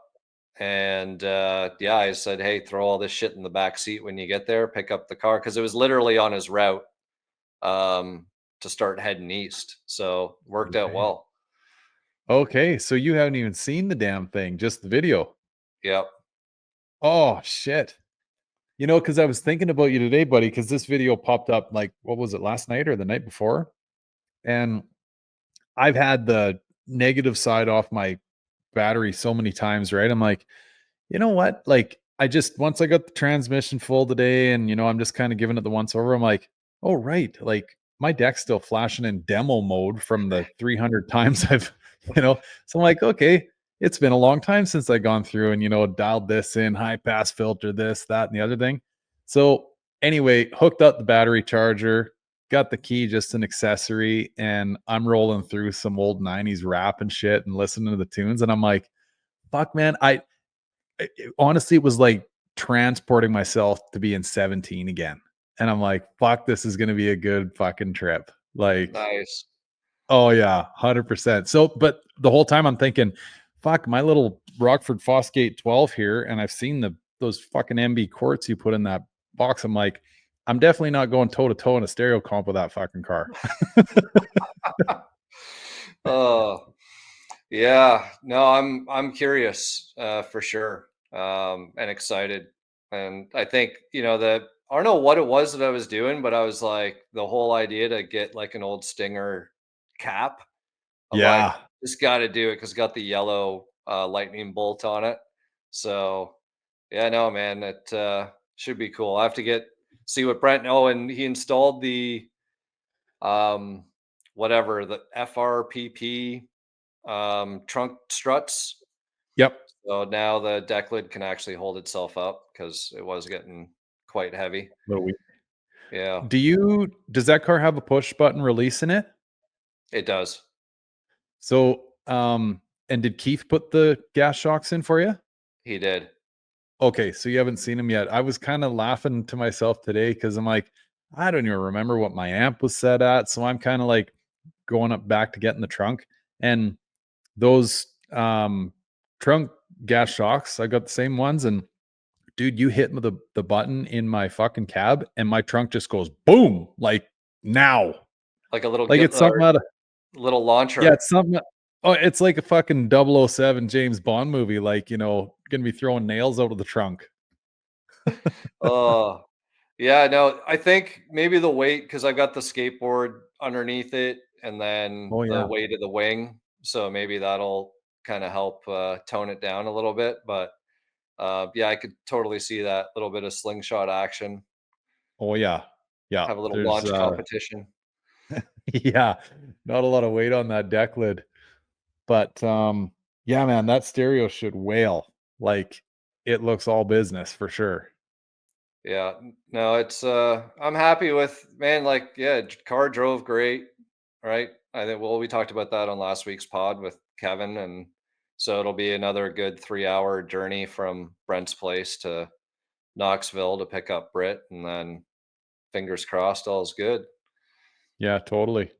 It did look though, I was kinda laughing watching the video, I'm like, "Fuck, it looks like he doesn't have a lot of room to be messing with those, dampeners." It looks pretty tight on those sidewalls. Yeah, no, man, I gotta say, the offset of those wheels, like considering, so all I did is on the quarter lips, there's the inner lip and then there's the outer lip of the quarter, and the inner lip usually hangs out a little bit Yep. more. I just took the flappy disc and I just leveled it. So it Oh, yeah. was like not really removing the outer material, it was just removing some of the inner material. Um, and with the because I think I'm a 265 back there, no spacers, no nothing. Like it is like bang on. Like couldn't Really? ask for a better fitment. Yeah. You wouldn't wanna take any more out with that offset or anything? No, like if I put a millimeter or like a any more, then yeah, the sidewall. So it's just the perfect clearance where the sidewall isn't kissing anything. We're not in the tire Perfect. rubbing issues. So yeah, no, it worked out really. I think that's a an ET17 on a 10, if I remember correctly. Right. Oh, nice. And is that no, it's the Oz wheels that are 10 and 10. Yeah, Those ones are a staggered fitment. yeah. Right. Okay. Huh, well, that's kinda shitty, yeah, you didn't get to kiss her goodbye or anything, but, yeah. And it was going up with one of Dale's guys? Yeah, so he came down and he actually picked up 2 cars for me. One's a customer car, 93 Cobra. Um, front bumper cover doesn't match. So he's like, I need some good paint to not have that. And I'm trying to figure out because like the VIN number and everything's there. So I'm just wondering if it's the factory Ford. This is how my metallic looks on the urethane bumper versus the metal fenders, or if Mm. somebody was just they painted it well, but it's off a shade, or they mixed it wrong or sprayed it wrong. But yeah, full HCI setup with Terminator X. So the car is just stacked full of boxes. And then picked up All that a all that stuff's going on it? yeah, It's in original format right now. yeah, yep. Gotcha. So yeah, nice clean car. I sent a picture to Lewis, and Lewis, because I didn't tell him, and he's like, "What the hell's going on? Why do you have that?" I'm like, "Oh, it's just another teal Cobra in the world." Um, And then I made a purchase that is going to replace Lemon Drop. So, Oh, um, Boogie, my painter, which you met right in Toronto. So yeah. he's getting older, and we had a conversation because I was trying to find somebody that, cash money, fix the frame rails, so Boogie can do the paint work. And, Boogie's just at the point he's getting out. And I said, man, it's too much. I can't find somebody that wants to do the frame rails. Apparently, nobody wants to make money these days.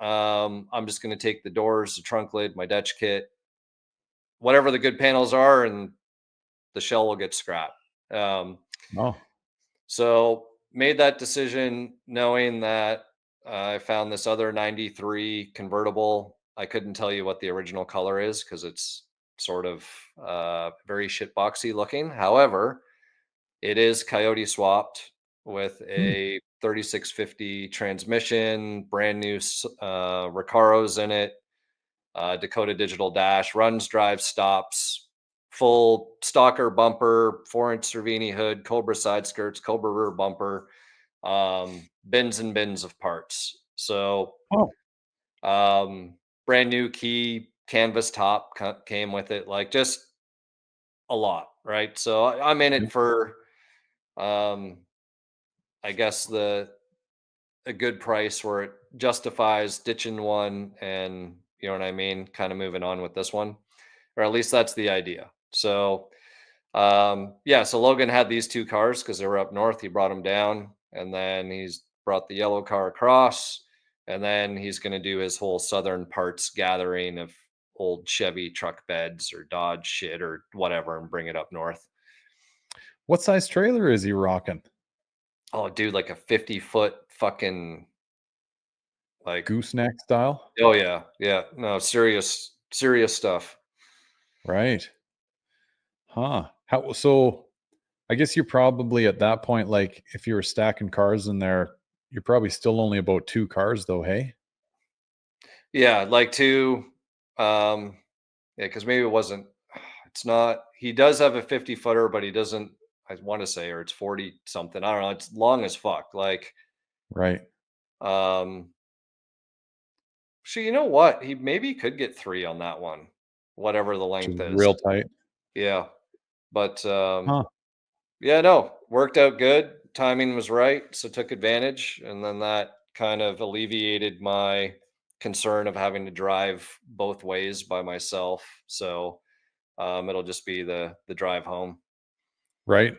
Was the Cobra from up north? Yeah, uh, Indiana. Oh, okay. So like that was a stop for him along the way kind of thing too. Yeah, so the Vert was in Virginia, and then the Cobra was in Indiana. So he did have to kind of go do a little bit of detouring and shit. But again, when you got two, even if there's a detour, it makes more sense than doing two single separates, right? So True. and that was sort of the breaking point for me as well to pick up the Vert, because I'm like, logistics aren't cheap, but all right, this guy's already going to be in it for sending the Cobra down. So, it only kind of made sense to load the other one up on the trailer and made the deal for it. Yeah, yeah. Yeah, almost like a backhaul, double stacker. Yep. Nice. Um, well, speaking of road trips, buddy, we've been kind of mapping things out as far as like what a person realistically thinks they can put in a day, especially when it's not me and you behind the wheel of a car. Uh, Kids and all of them female, right? So P Yeah. brakes are key. Um, And it's yeah, still the so same decision, right? Like the one is going to stay back and compete. correct. Okay. Yeah. So she actually flies out to see grandma the same day we leave. So we'll be leaving Thursday night. So if you're listening to this pod, the Thursday of this week, um, leave Thursday night. We're gonna hit. You remember Coeur d'Alene? Yep. Okay. So and you and I blew right past. Well, Coeur d'Alene's like I don't know. They're neighbors, Coeur d'Alene and Spokane, where I picked you up. So, but for us, it's probably I don't know, 5.5, 6 hours. So we'll get there. Kind of, it's sort of funny mapping this trip out versus like the ones you and I've done because I'm, I'm a whole nother car length longer and then some, so you got to kind of be mindful of like, fuck me, where can I park, you know? So anyway, hit Coeur d'Alene and then, next morning we got a big one. It's like 12 and a half to Mount Rushmore and found there I don't know, it's some sort of cabin system thing. Like there's a whole bunch of them, but lots of parking again. We're hoping to make it there like at a decent hour and then maybe we could do Rushmore that night and get on the road again early the next morning or whatever. We see Rushmore in the morning and move on. Then the next stop uh somewhere around Kansas City seems to make the most sense. There's two options. One is longer than the other, but they're both recommended as far as like I don't know, ideal routes, right, to go to end up down in Tennessee. One runs you up towards Chicago and then down, and then this other one runs you kind of south down into Kansas or no, Missouri, pardon me, Kansas City, Missouri, and over. So the Kansas City route is quicker, but Right. other than barbecue, unless you can enlighten me on something, I'm like, is there anything else I got to see in Kansas City? Yeah, I don't know. I know, Like, right? It's one of those places not saying there's nothing going on there. I just don't really know. well, I don't think baseball season hasn't started yet, so This actually popped up. The kids asked about hockey games and or baseball games, and I'm like, at best, dude, they might be doing spring training for ball. yeah. Yeah, because And actually that's then something that we've done a couple times, like, you do the drives, and I think I, like, hit a couple basketball games or yeah, whatever, yeah, because usually it's a nighttime thing, right? So it usually works out when you're, get to the end of your journey for the day. totally, right? Yeah, so then we're gonna do Kansas City to Nashville. So because you and I blew it and we never got to have a beer in Nashville there 2 years ago, we're gonna do her properly this time. So we got a Airbnb there, well outside of Nashville, but pull in there and spend, ideally, if everything goes well, we should be there by uh Monday. Okay. Yeah, Monday before the show. So spend a few days and then buzz up and see you guys on whatever, Wednesday. Yeah, so I guess my plan, actually gonna be in Charlotte by, I guess, lunchtime if flights go according to schedule on the Tuesday. So, yeah, my thought is, do I try and head towards Knoxville on the Tuesday, and that way I'm, nearby to the destination on Wednesday, and um kind of already in the area, or do I just kind of hang out in Charlotte and bullshit with whoever, and then just do everything on Wednesday? But Brit yeah, aside flies from in that, on Wednesday. yeah, yeah. So she'll fly into Knoxville Wednesday afternoon. So either way. So I'm sure we'll figure it out. It'll be a good time. Looking forward to it. Yeah, because what's Charlotte to Knoxville? 3 hours? Yeah. Okay. So yeah, you don't got like a huge drive or whatever, even if you did leave Wednesday. Yeah, I guess the only difference would be because I think Brent's leaving Wednesday. So, I mean, then technically we could like convoy or whatever it is. But part of me, would sort of like to just get that part of the journey over with. I mean, Yeah, I've never been in Knoxville either. So, I can spend the night and go have my daily beer allowance somewhere and hang totally. out. I'm actually like I other than me and you flying through uh Tennessee like we were on fire. I've never spent any time there, right? So, quite looking forward to seeing it. The wife is, I would say, probably a little more excited than I am to spend time in and around the Nashville area. Like, obviously, I want to do the Nashville thing at least for a day or a night or whatever it ends up being.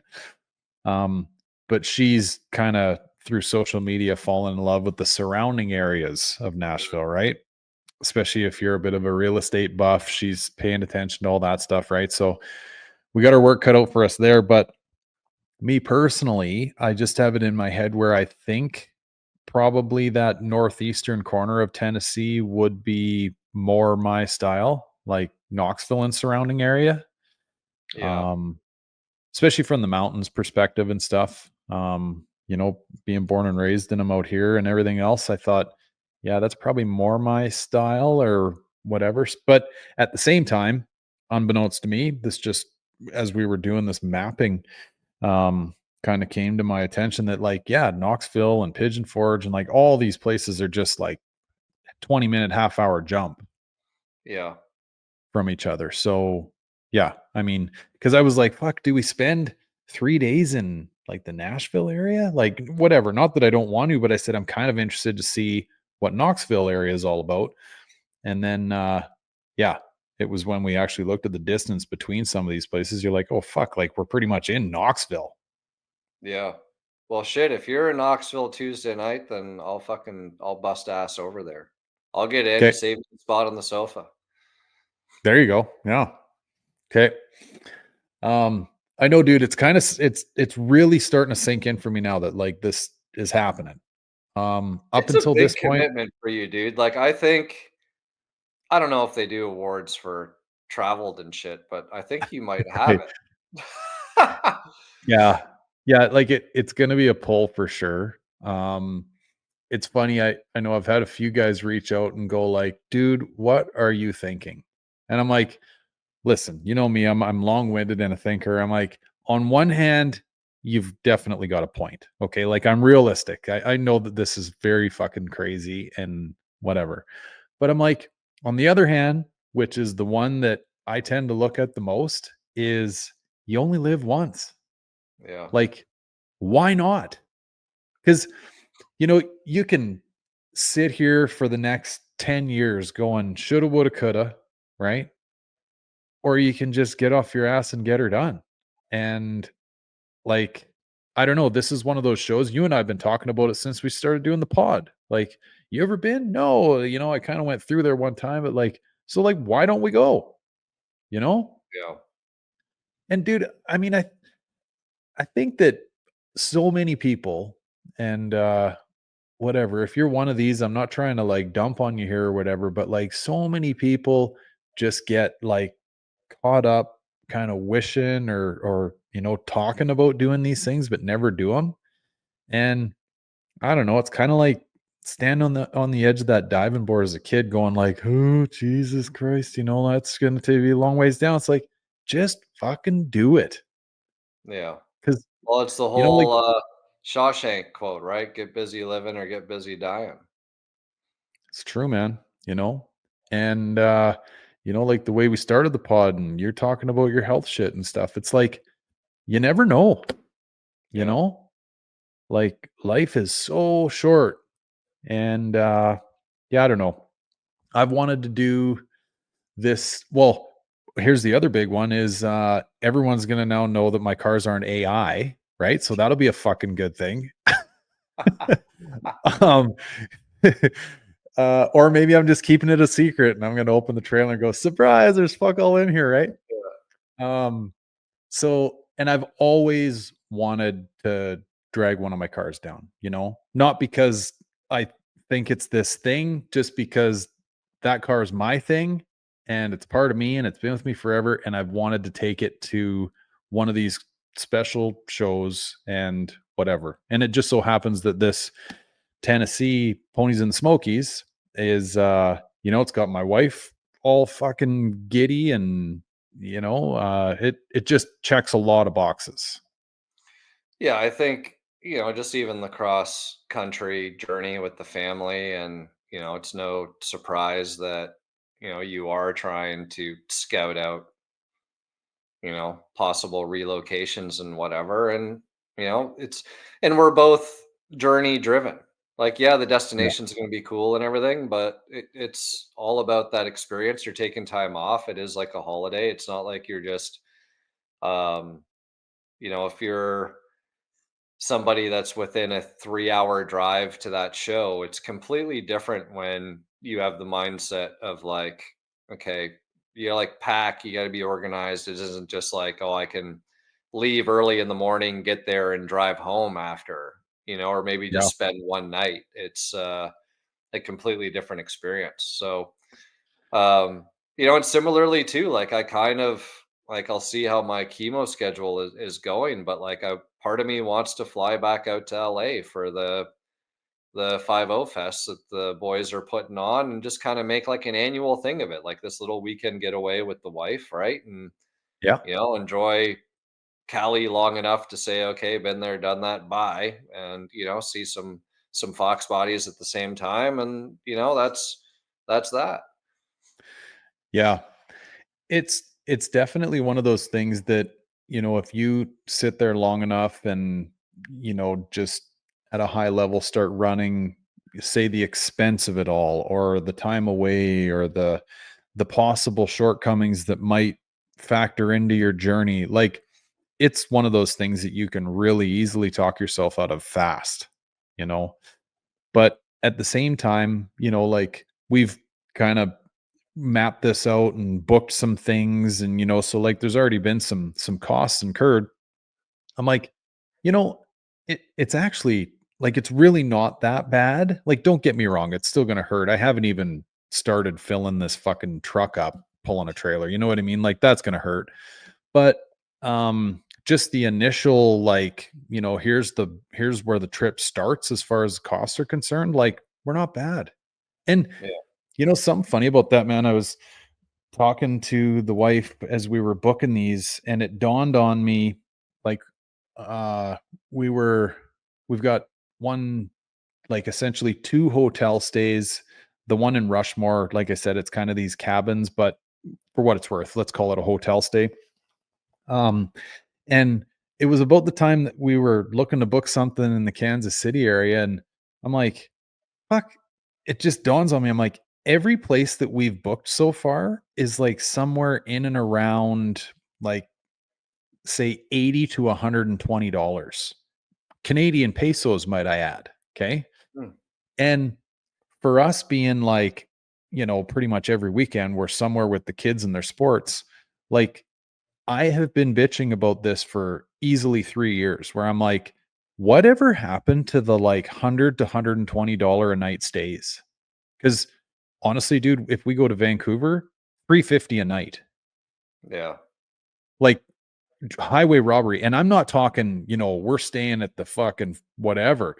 We're staying at, like, the Motel 6 with 2 beds and 1 sheet, like, yeah, and you're paying getting soaked 350, like, wild. So, anyway, as we're booking all this, I'm like, "Fuck, this actually feels really nice." And, whenever you can kinda get that sense that you're, whatever, just going with the flow of life and things are lining up, you're like, "All right, yeah, I think I'm supposed to do this trip." You know what I mean? Like, these are all the things I bitch about normally are not happening on this trip so far. I'm like, "This is a good thing. We're doing the what we're supposed to be doing." Yeah. No, I'm glad and happy to hear that because, we all know what it's like when you're fighting right down to the last minute and it seems like everything is working against you. And same thing, right? Like just the fact that Logan happened to be doing this trip out east and it's like, yeah, man, I'll bring your car out there. Um, in an Meant empty to be. trailer. Like it's, yeah, just kind of that was like the checkbox of okay, this is meant to happen. Yeah. Let's get it done. Yeah. Yeah, there's really something to be said about that. Not to say that, if things aren't going your way, you should start waving the white flag, you still gotta keep swinging, but, um, when things are going your way, it's like being on a heater at a casino, right? Like, don't leave the table, like, Yeah. things are going well. Now, as we say all that, um, I I think this is just my intuition, but if War Admiral's listening to this, I have a feeling I don't know what's going on with War Admiral right now. I've been so busy with my own shit, I haven't reached out to him, but he threw me a Hail Mary text the other day. He's like, I don't even know if I should say it. I don't want to sewer him, but it was something along the lines of like, "Hey, do you think there'd be some whatever hell to pay if I just showed up without my car?" And I'm like, "Oh fuck." And I responded, I said, "Do you got a transmission sitting on the fucking bench right now like I do? Or like what are you dealing with?" kind of thing, right? You know what? He messaged me something similar, and I said to him, I'm like, dude, I get it. Like, you had to send your car across the country, and you I don't want to say abused it, but he used it for sure for the purpose in which it was built. And what I mean, like he's organizing and putting on the aspect of the show. I said to me, it doesn't matter. Like I've seen the car, I've driven the car. Um, yeah, like sometimes we all deserve to relax, which is exactly what I did at Foxtoberfest. I flew in and flew out, and you Yep. know, well, I guess I had my gearhead rental vehicle, which worked out all right. But um, Yeah, it's one of those things. Some people will have stuff to say. I can almost guarantee that. Um, but at the end of the day, does it really matter? Like, No, it's really not at about all. the asylum. If he's focused on the asylum and getting everyone organized and everyone having a good time, it's one of those things. Like, if you're the organizer, you can't compete anyways, right? Because like there's a bias. So if you're not in the competition to win, then what does it matter? Yeah.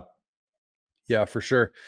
You know, it it's a weird thing to like, and I'm not about to say this because like, any of us are looking for someone to feel sorry for us or a pity party or whatever, but you know, all of us, and I know this goes for folks that aren't even doing social media related stuff. Like everybody has busy lives, I know Tom firsthand closely, and I mean, that guy's carting his little gal all over the fucking country to compete in her gymnastics.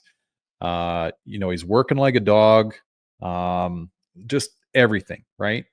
And you combine all that with like these haywire ideas we get in our head, like, fuck, it'd be great if we could get like 75 of these cars all in one spot. And the planning surrounding that and their pod, like everything. Um, and then there's there's the other side of War Admiral where he like overanalyzes the shit out of everything. And I'm sure to your point, like after that whatever experience he had going to the good guys competition, I'm sure there's stuff that's probably not even wrong with the car, but in his mind he thinks they are. And he's going like, fuck, right? So that's what my spidey sense was kind of telling me. And anyway, whether or not any of that's true, I could be just making up bullshit stories here, but it sounds like the poor guy might need a couple of cold beers when we get there for Yeah. sure. I guess, and I know he'll listen to this. Whatever is going to make him less stressed, like, go with that. Like, I Totally, man. sincerely do not believe the car needs to be there. Um, if it means that he can actually relax and remember, you know what I mean? Because he can walk around everybody else's cars and get inspired and come up with ideas and everything else. And sometimes it's just nice to have a little break. I'm not going to hold it against him. Oh, dude. And I mean, let's be honest, like remove all of the cars from the picture and throw all of us in a white walled conference room, like we're all that's what matters. Like we're all going to be sitting there having the same conversation, whether we're standing around all these cars or not. But it's actually almost like kind of the downfall when the cars are involved, if I'm being honest. It's kind of like, you're always a better time without the wife Yeah. because the cars throw this like level of stress in the mix, right? Like, oh fuck, it's might rain today, or I got to do this to the car. Oh shit, it's doing that. Like they almost take a lot of the fun out of it.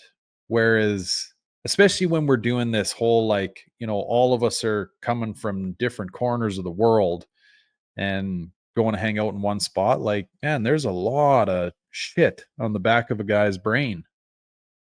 No, there sure is, man. Yeah, I actually was going through and well, like with my building off my whole packing thing here, I'm kind of spread between like you, right? You got some shit at the house, some shit at the shop, and I'm like, okay, fuck, I got to get a bit of a list going here, right? Well, as I was doing that, I'm like, "Man, I don't think I've ever even popped the caps off my wheels on the trailer and checked if they're tight. You know what I mean? And I'm about to haul this thing 2,800 miles. So I go out there to do that the other day, and I get looking at just one of my tires, and I'm like, huh, that thing's kind of got an odd wear pattern to it, right? So I'm like, well, whatever. It's not like I wouldn't worry about it if I wasn't going 2,800 miles, but that got in my head. So I'm like, well, I do have a spare. I'll flip the fucking spare out. And then as I'm thinking about doing this, I go, yeah, you know what? I'm pretty sure I got everything to change a tire in the trailer, but nice little check, right? Before I Yeah. get on this excursion. Well, anyway, I bought a bottle jack for my old trailer for this reason and never had to use it. So this thing's literally sat in the box. It's like Canada's version of Harbor Freight, right? Just a fucking Princess Auto bottle jack. I'm like, okay, well, no sense bringing my jack out of the shop. Let's make sure this thing works. I'll be fucked if that thing didn't pump, dude. Yep. Almost went 2,800 miles thinking I'm good to go. And had I not gone through this, I would have been jackless. Damn. So it's funny how things work out sometimes, right?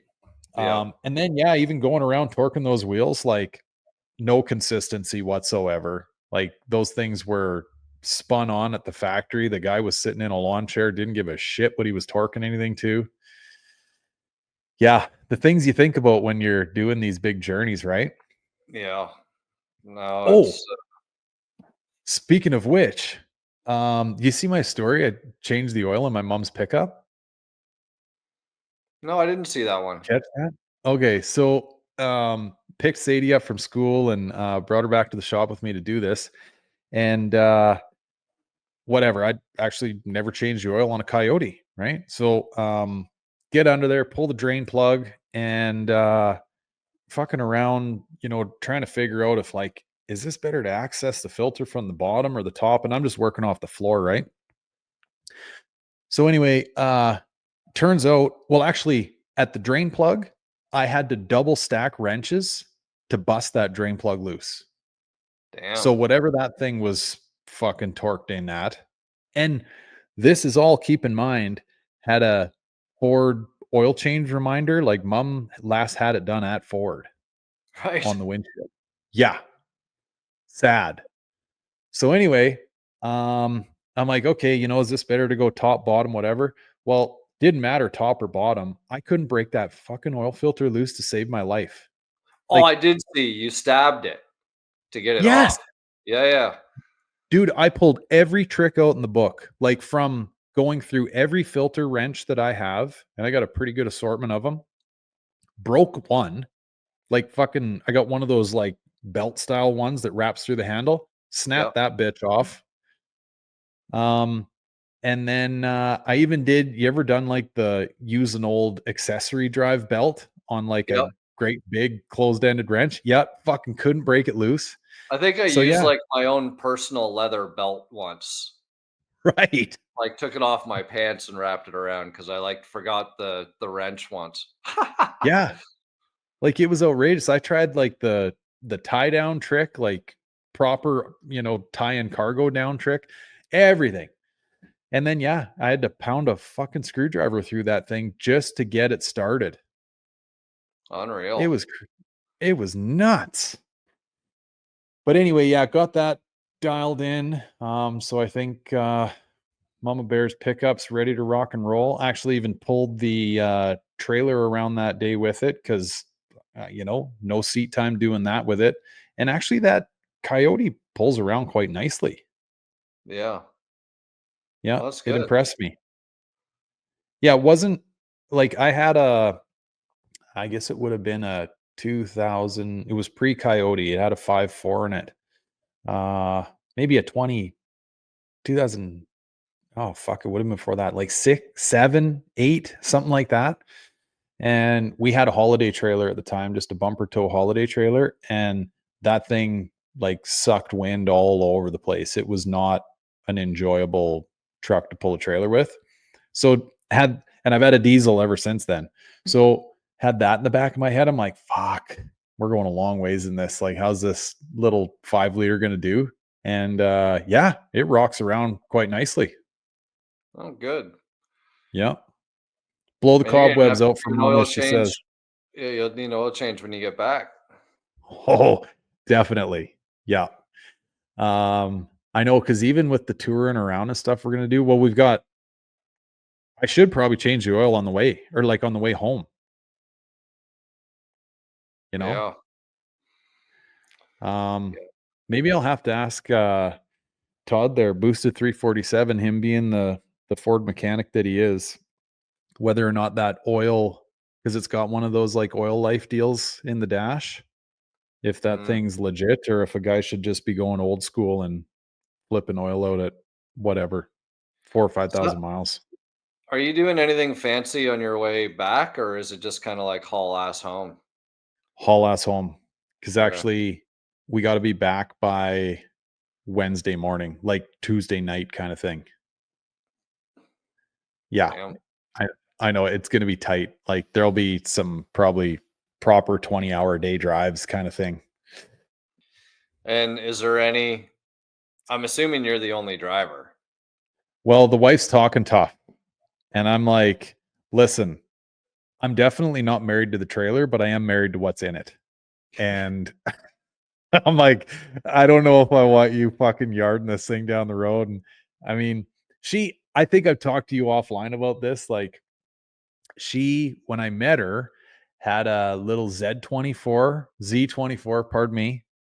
And it was a 5 speed. And rode around with her a couple times. I'm like, fuck yeah, like this bird knows what she's doing. Fast forward to today, like, it's as if someone's removed that part of her brain. Like, fucking treacherous to ride with sometimes. I'm like, "Hey, like, are you in this dimension right now? Like, what are you fucking doing right now?" Yeah. Yeah, you maybe like that nice long straight stretch of road with minimal traffic and just Yeah, um yeah, pull over at the first corner. I'm back in the fucking helm yeah. here. Oh fuck. You'll be like trying to sleep and you'll feel one weird jerk or something and you'll be like, that's it, pull over. Yeah, she'll catch a couple of the reflectors in the painted line Yeah. and be like, "That's it. I'm not resting now," right? Yeah, I don't Oh, know. So she's talked tough about it. I got a feeling that I'm gonna be doing all of it, really. yeah. So, but yeah, so the drive home, not very fun. I don't really know. I guess probably you wouldn't either. Never going to this show. I'm assuming, we wrap Saturday night and then it's you know, pack up and clean out and head out Sunday morning. I don't even really want to think about this, but remember that year we were in at Foxtoberfest and well shit, I got up to catch my flight Sunday morning at like what was it, 4 in the morning or some ungodly hour, and Tom and Aaron and everybody, they'd already left. Yeah. They left at like 3. Yeah. I, it won't be anything crazy like that for me. I need to see when Britt's flight is, right? Because I need to drop her off, but I do need to make some good time on Sunday. Because kind of same thing. I need to be home by Monday night because I've got infusion on the Tuesday. Ah, So, right. and same thing. Like I don't want to be caught driving, at night and all that other shit. I just want to, enjoy the daylight. Put in 8 hours Sunday and 8 hours Monday and be done with it. Hopefully. So, Oh, it's a 16er, hey? yeah, Right. Yeah, it's a pretty good pull then. yeah. No, it is, man. Like especially in a Fox, like it rides good, but still, you know what I mean? Like you're always kind of white knuckling a little bit, and who knows what the weather is going to be like, right? So, Oh, uh, dude, I know it. And the way we whatever set our cars up and shit, like they follow the ruts of the road. I don't give a shit how good your bump steer is. Like, fuck, you gotta. It's like riding a bull. You yeah. know. No, you're doing the driving. That's for damn sure. Like, there's no way Yeah. around it, and that's why people love the Foxbody because you feel you're part of the machine, right? Yeah. So, um, yeah, it's definitely not like cruising the M5. Like the M5, No. fuck, man, I'll drive that thing fucking 30 hours straight and wouldn't even bat an eyelash at 100 mile an hour, But a Fox, no. Yeah. Yeah. One finger on the wheel with the Beamer and with the Fox. Yeah, you're kind of tying your hand down like you're getting ready to ride a bull. Yeah. So, Yeah, you gotta be into it to do it for sure. Um, I guess, well, buddy, maybe to wrap things up here, we should try and figure out what the hell we're gonna do next week too, because well, I guess you'll be around, right? Because you're not leaving until what is that, like the Sunday following, yeah, well, yeah, the following Tuesday. So you'll be pretty on much the road. almost there. Yeah. Well, yeah, I guess whatever. We can talk about this offline. I was thinking that you probably that you weren't around much either, but you're more available than I am. Okay, whatever. We won't bore people with that shit then. Well, yeah, We'll wrapper figure it there. out. Yeah. Okay, beauty. Well, thanks for listening, folks. I meant to bring this up at the start and I didn't, but if we haven't mentioned this already, we got all the socials up and going, folks. We've talked about this enough on the pod that everyone I think knows that we're both not fucking savvy with any of it.